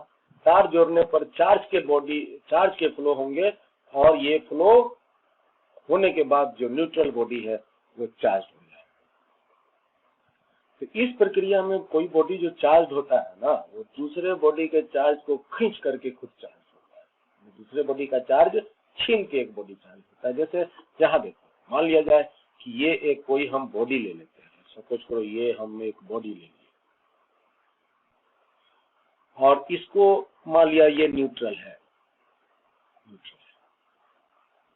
हमें इसे करना है चार्ज, इस बॉडी को हमें चार्ज करना है। मान लो हमें इसको पॉजिटिव चार्ज करना है, क्या करेंगे हम इसके, अगर हमें पॉजिटिव चार्ज करना है तो हम एक पॉजिटिव चार्ज बॉडी को उसके साथ कनेक्ट करेंगे, उसके साथ हम कनेक्ट करेंगे। कनेक्ट करने की दो व्यवस्था, या तो पकड़ कर सटा दो या नहीं तो तार से कनेक्ट करो, ठीक है। तो हम यहाँ पर एक तार से इसको कनेक्ट कर सकते हैं। अभी हम कनेक्ट तो नहीं किए हैं, अभी कनेक्ट करेंगे। तो कनेक्ट करने से पहले ये बॉडी कैसा है बाबू, ये जो शुरुआत का जो बॉडी है वो कैसा है, ये चार्ज है। कैसा चार्ज है, तो पॉजिटिव चार्ज है। इसका पोटेंशियल कैसा है, तो पॉजिटिव है। इसका पोटेंशियल कैसा है, तो 0 है, क्योंकि न्यूट्रल है, न्यूट्रल है। अभी तो चूंकि कनेक्शन नहीं है, अब हम इसको क्या करते हैं कि इनको हम आपस में कनेक्ट करते हैं, इसको हम आपस में तार से कनेक्ट करते हैं, आपस में तार से कनेक्ट करते हैं। करने से क्या होगा, अगर ये जो तार है इसको अगर हम कनेक्ट कर देंगे तो क्या होगा, तो ये हायर पोटेंशियल पर था, ये लोअर पोटेंशियल पर था। हमने क्या बताया था, जब दो डिफरेंट पोटेंशियल्स को आपस में कनेक्ट करेंगे तो चार्ज का फ्लो होगा तब तक कि उसके पोटेंशियल समान न हो जाए। यहाँ पे इसके पोटेंशियल पॉजिटिव थे, इसके जीरो थे, पोटेंशियल डिफरेंट था, फ्लो होगा, कनेक्शन के बाद फ्लो होगा। पॉजिटिव चार्ज का फ्लो हायर से लोअर होता है, तो पॉजिटिव चार्ज का फ्लो ये हायर है, ये लोअर है, तो यहाँ से इधर से चार्ज का फ्लो जो है, इधर से इस हायर पोटेंशियल से चार्ज का फ्लो इधर होगा, ऐसे चार्ज फ्लो करेंगे। ठीक है, तो मान लिया जाए कि इस तरह से चार्ज Q0 अगर फ्लो हो गया है, Q0 अगर चार्ज का फ्लो हुआ है, तो फ्लो होने के बाद इस बॉडी में जो चार्ज पहले जितने थे अब तो उतना नहीं रहेंगे, इसके पोटेंशियल, इसके चार्ज तो थोड़े से अब कम हो जाएंगे। ठीक है, इसके चार्ज जो है पहले जितने थे उतना तो नहीं रहेंगे, पहले से थोड़ा कम हो जाएंगे, और कितने हो जाएंगे, Q माइनस Q0 हो जाएंगे। अरे भाई इतना Q0 निकल चुका ना, अब इसमें कितने समा जाएंगे, तो इसमें अब चार्ज जो होंगे, इसमें जो अब चार्ज होंगे वो Q0 होंगे, जो आया है तार फ्लो के माध्यम से, है ना। और ये अवस्था पर अगर आकर के ये घटना करके इतना से Q0 चार्ज फ्लो होकर के अब और चार्ज का फ्लो होना बंद हो गया, तो आप समझ लेना कि इस अवस्था में आने के बाद इसकी पोटेंशियल और इसकी पोटेंशियल समान हो गई है, समान तो हो गई है, लेकिन ये जो बॉडी पहले न्यूट्रल था, अब देखो तो बॉडी क्या हो गया है, चार्ज हो गया है, और चार्ज जो हुआ है वो बाई कंडक्शन हुआ है। ठीक है, तो इसी तरह से हम किसी भी एक न्यूट्रल बॉडी को, जो मान लो कि अगर ये बॉडी न्यूट्रल है, अगर हमको इसे निगेटिव चार्ज करना है तो हम क्या करेंगे, हम एक बगल में उसके निगेटिवली चार्ज बॉडी को उससे कनेक्ट करेंगे, निगेटिव चार्ज बॉडी को हम उससे कनेक्ट करेंगे, इसमें निगेटिव चार्ज है, और हम इसको इसके साथ कनेक्ट करने का व्यवस्था करेंगे। अभी तो कनेक्ट नहीं किए हैं, अब करेंगे। याद रखिए इसका पोटेंशियल क्या है, नेगेटिव, क्यों, क्योंकि चार्ज नेगेटिव है। इसका पोटेंशियल क्या है, इसका पोटेंशियल है 0, क्योंकि न्यूट्रल है। अब जब हम इसको कनेक्ट कर देंगे, तो क्या होगा, कनेक्ट करने के बाद जरा सोचो तो क्या होना चाहिए, कनेक्ट जब कर देंगे, कनेक्शन जब हो जाएगा, तो एक का पोटेंशियल निगेटिव था, एक का 0 था, भाई डिफरेंट था ना, तो चार्ज के फ्लो होंगे। अब ये फ्लो कैसे होंगे, किधर से किधर होंगे, तो हमने क्या बताया, निगेटिव चार्ज का फ्लो लोअर से हायर पोटेंशियल पर होता है। ये है निगेटिव लोअर पोटेंशियल, क्योंकि निगेटिव पोटेंशियल है, ये 0 पोटेंशियल है, तो ये लोअर पोटेंशियल पर हुआ, ये लोअर पोटेंशियल हो गया, और ये 0 जो है ना वो हायर पोटेंशियल पर हो गया। पोटेंशियल के केस में जो उसकी साइन होगी वही न्यूमेरिकल मान से डिसाइड हो करेगा। पोटेंशियल के केस जो नेगेटिव मान के साथ वो अपना वैल्यू को डिसाइड करेगा। अगर हम आपसे पूछें -5 वोल्ट और 0 वोल्ट, इस दोनों में बड़ा कौन है, आप 0 वोल्ट बोलिएगा। ये बात आप समझ लीजिए, पोटेंशियल के केस में आगे भी हम इसकी चर्चा कर देंगे। तो हम जब कनेक्ट कर दिए तो नेगेटिव चार्ज का फ्लो जो है वो इधर से इधर होगा। तो इस प्रक्रिया में मान लिया जाए कि इस तार के माध्यम से -Q0 चार्ज जो है वो फ्लो हो गया, तो इसमें अब कितना चार्ज बचेगा, इसमें बचेगा Q माइनस Q0, नेगेटिव में -Q0 निकल गया तो और कम हो गया ना चार्ज की, जो उसके साथ जो चार्ज की जो वहां मात्रा थी कम, और वो नेगेटिव चार्ज आकर के कहां जमा होगा, वो नेगेटिव जो फ्लो हुआ तो इस पर जमा होगा। और अगर ये -Q चार्ज फ्लो होने के बाद अगर ये फ्लो होना बंद हो गया, तो आप ये समझ लेना कि इस दोनों के पोटेंशियल आपस में क्या हो गए हैं, समान हो गए हैं, और ये बॉडी अब फिर क्या है, ये बॉडी है charged, that is charged by conduction.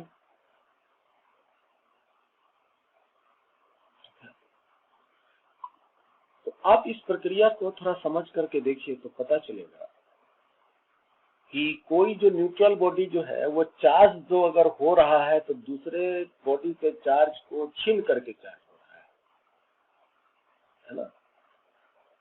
Potential difference है, इस को बरकरार बराबर करने के क्रम के लिए एक, इस बात को हम थोड़ा सा लिख देते हैं।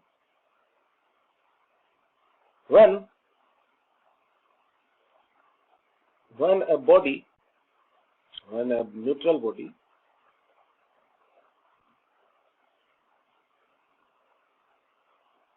is touched or connected by conducting wire to a charged body, चाहे वो चार्ज पॉजिटिव चार्ज बॉडी से कनेक्ट हो या नेगेटिव से कनेक्ट हो, then charge from charge body, अगर वो पॉजिटिव चार्ज बॉडी से कनेक्ट हुआ तो पॉजिटिव चार्ज का फ्लो जो है वो फ्लो होगा, पॉजिटिव चार्ज से अगर कनेक्ट हुआ तो पॉजिटिव चार्ज का फ्लो होगा, और अगर नेगेटिव चार्ज बॉडी से कनेक्ट हुआ तो नेगेटिव चार्ज का फ्लो होगा। ये समझिएगा। When a neutral body is touched or connected by conducting wire to a charged body, then charge from charged body flows to the neutral body.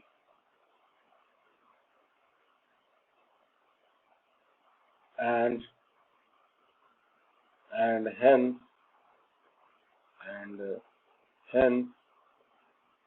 neutral body becomes charged. अब हम आपको बाद में आगे चल के सिखाएंगे कि कितना अमाउंट में चार्ज फ्लो होगा, है ना, फ्लो होने के बाद इस बॉडी में चार्ज क्या हो जाएगा, ये सारी कैलकुलेशन वाली बात है। अभी तो हम बस कंडक्शन से चार्ज कैसे होते हैं इस प्रक्रिया को समझने का प्रयास कर रहे हैं। तो ये बातें हम लोगों ने समझ ली। अब एक लास्ट है और वो है charging by induction. Let me discuss charging by induction.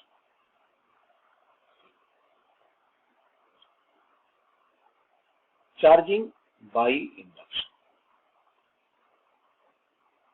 ठीक है।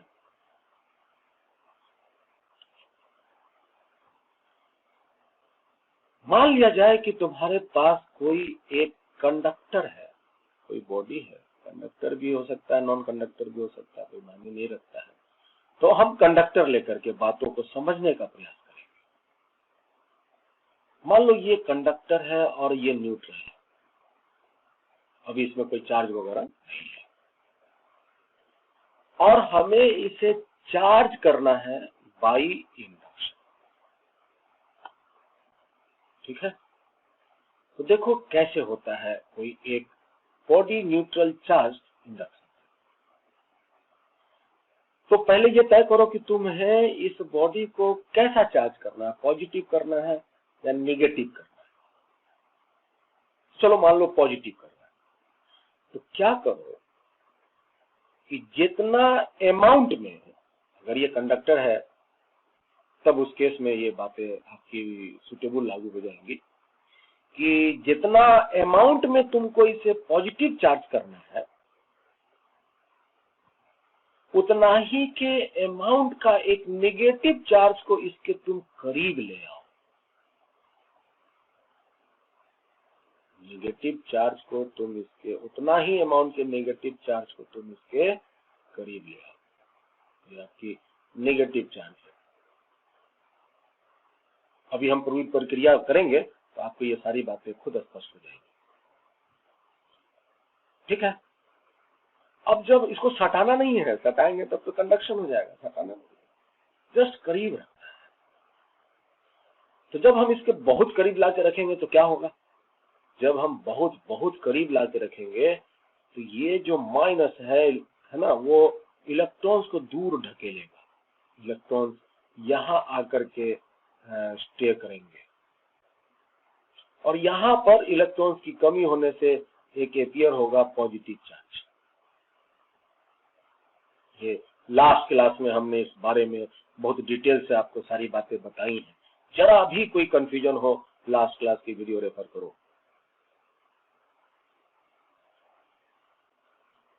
पूछे आपसे कि बताइए भाई कितना यहाँ पर नेगेटिव और पॉजिटिव चार्ज अपीयर होंगे, इसको हम इंड्यूस चार्ज बोलते हैं ना, इसको इंड्यूस चार्ज बोलते हैं। और अगर ये कंडक्टर है तो यहाँ पर जो इंड्यूस का चार्ज अपीयर हुआ है उस स्फीयर के एंड टू एंड में, तो इनके मान जो है इंड्यूसिंग चार्ज के ही बराबर होगा। तो इसका जो इंड्यूसिंग चार्ज कितना है, क्यू है, तो यहाँ होगा प्लस क्यू और यहाँ होगा माइनस क्यू। इंड्यूसिंग चार्ज के ही बराबर होगा, प्लस क्यू माइनस क्यू। और अगर ये नॉन कंडक्टर होता तब उस केस में ये मात्रा जो है उससे इससे इसकी मात्रा कम होती, लेकिन चार्ज से इंड्यूस कुछ ना कुछ तो होता। तो इतनी बातें तो हम लास्ट क्लास में ही पढ़े थे। लेकिन अभी भी देखो तो क्या ये चार्ज है, ये देखो तो क्या अभी ये पूरा ये जो अभी आपका जो ये स्फीयर है, ये जो आपका स्फीयर है डैश डैश से जो दिखा रहा है, क्या ये बॉडी चार्ज है अभी? नहीं, अभी भी नेट चार्ज इस बॉडी का क्या है, 0 है। हम इस डैश डैश को हटा दें, अभी भी नेट चार्ज इसका 0 ही है। अब हम फर्दर अगला प्रक्रिया क्या करते हैं कि यहां से हम एक तार को जोड़ के ग्राउंड में करते हैं, उसको हम अलग से करते हैं। तार को ग्राउंड से जोड़ने की व्यवस्था करते हैं, इस साइड को। अभी हम जोड़े नहीं है, जोड़ने की व्यवस्था करते हैं। जरा सोचिए क्या होगा जब हम इसको जोड़ने की व्यवस्था करेंगे। अभी जोड़े नहीं है तब तक तो इतना ही रहेगा, और जब हम इसको कनेक्ट कर देंगे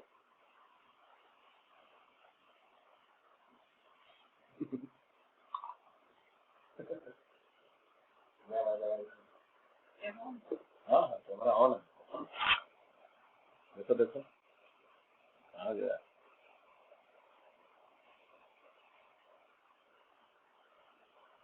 हाँ पानी दे दो,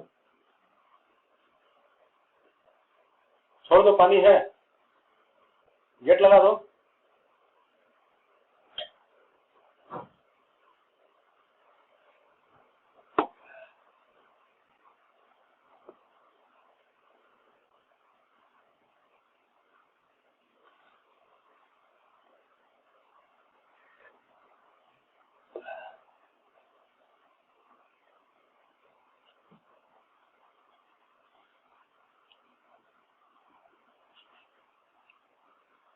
तो हम कहा थे, तो हम बता रहे थे कि अगर हम इस तार को कनेक्ट कर दें,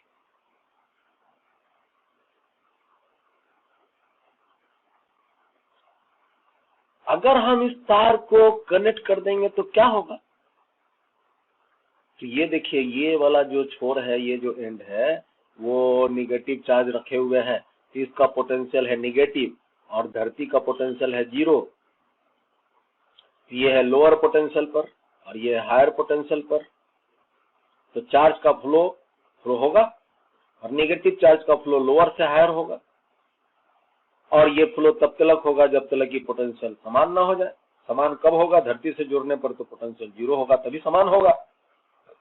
ये सारे जो नेगेटिव चार्ज जो यहाँ दिख रहे हैं ना, सारे के सारे नेगेटिव चार्ज जो हैं वो इस तार के माध्यम से वो इस तरह से फ्लो होकर के धरती में चला जाएगा। माइनस का माइनस क्यू चार्ज धरती में चला जाएगा, ठीक है। और उसके बाद जब ये घटना हो जाएगा तो आप इस तार को काट के हटा दीजिए। तो अब इसका जो दूसरा स्टेप है वो ये होगा कि जो आपकी ये जो चार्ज है, ये जो चार्ज को जो ला के रखे हैं, ये माइनस जो ला के रखे हैं, ये अभी भी वहीं रहेगा, याद रखिएगा, अभी हटाइएगा मत, नहीं तो ये भी चला जाएगा धरती में, तो ये जो भी इसमें बचा हुआ वो भी चला जाएगा धरती में। तो ये चार्ज को अभी रहने दीजिएगा, और इस बॉडी की जो यहाँ पर चार्ज बच गई है, कौन सा चार्ज, ये प्लस क्यों बच गए, ये जो माइनस है उसको अपनी तरफ टाने हुए है, खींचे हुए है, इसलिए बच गया है ये जो बच गया है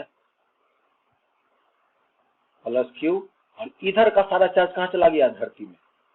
तो अब इधर का धरती से पहले कनेक्शन तोड़ दीजिएगा, और धरती से कनेक्शन तोड़ देने के बाद तब इसको तुम रिमूव कर देना, इसको देन रिमूव कर देना, ठीक है। पहले disconnect the earth, disconnect the earthing, and then remove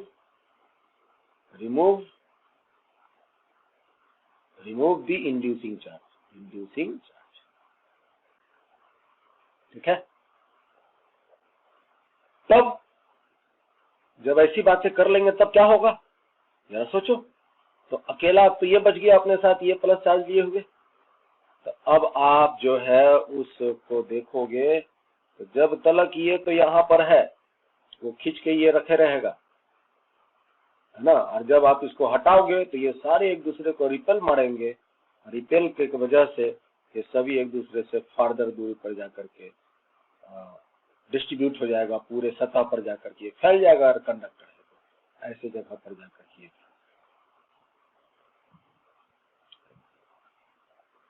तो ये जो बॉडी है इसके पास चार्ज कितना हुआ, तो वही हुआ प्लस क्यू। तो तुम गौर से देखो, ये प्लस क्यू चार्ज की जो मात्रा है ये उतना ही है जितना हम बगल में इंड्यूसिंग चार्ज ला के रखे हैं, ना। और अभी जो ये बॉडी चार्ज हुआ है इसको बोलेंगे चार्ज बाई इंडक्शन,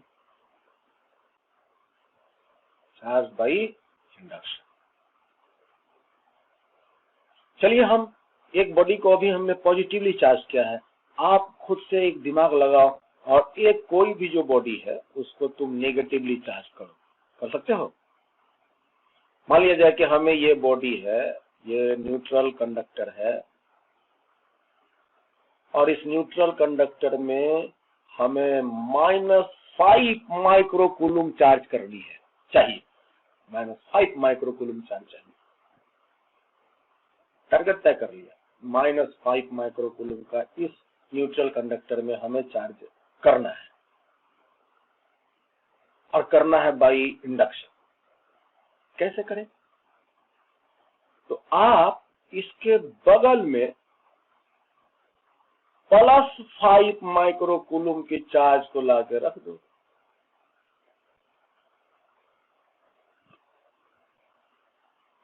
+5 माइक्रोकूलम के चार्ज लाके रख दो। तो उससे क्या होगा, तो इसके इस साइड में माइनस नेगेटिव चार्ज अपीयर होंगे, और इस साइड में पॉजिटिव चार्ज अपीयर होंगे, जिसको हम लोग इंड्यूस्ड चार्ज बोले थे, लास्ट क्लास में बताए थे। और यहाँ पर कितने चार्ज होंगे, ये जो माइनस चार्ज कितने होंगे, तो -5 माइक्रोकूलम होंगे, उतना ही होंगे जितना इंड्यूसिंग है, कंडक्टर है ना। और इधर में कितने इंड्यूसिंग होंगे, इंड्यूस्ड होंगे, ये इधर में +5 माइक्रोकूलम होंगे। और अब क्या करो कि इस सतह को आप धरती से कनेक्ट करने की व्यवस्था कर दो। तो इससे कनेक्ट करने की व्यवस्था कर दोगे तो क्या होगा कि ये तार के माध्यम से ये +5 माइक्रोकूलम चार्ज जो है, +5 माइक्रोकूलम चार्ज जो है वो इस तार के माध्यम से चल के धरती में समा जाएगा, ठीक है। अगला स्टेप क्या करेंगे, अगला स्टेप ये करेंगे कि हम इस बॉडी को और इसके बगल में जो इंड्यूसिंग चार्ज है +5 माइक्रोकूलम अभी रहने देंगे। इसकी वजह से क्या होगा, इसकी वजह से जो यहाँ पर -5 माइक्रोकूलम चार्ज जो खिंचाया हुआ था वो अभी भी खिंचाया ही रहेगा, लेकिन ये वाला चार्ज चला जाएगा धरती में। धरती को रिमूव कर दो, रिमूव अर्थ, रिमूविंग अर्थ, रिमूव अर्थ।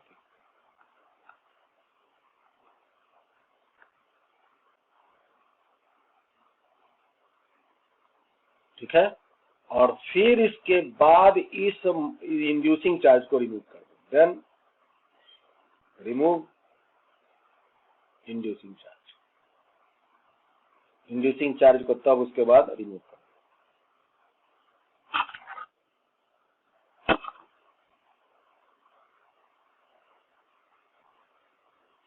तब इस केस में क्या होगा, तो रिमूव कर देने के बाद इस केस में क्या होगा, तो इस केस में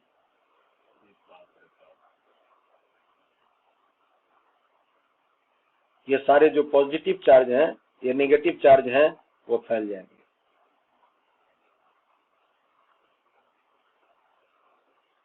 फैल जाएंगे और इसकी फैलाव का मान कितना होगा, तो -5 माइक्रोकूलम।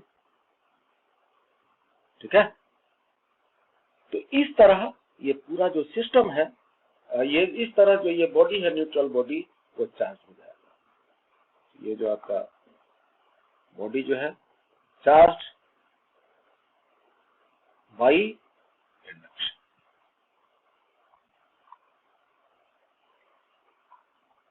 तो आज की क्लास हम लोग यहीं तक रखते हैं।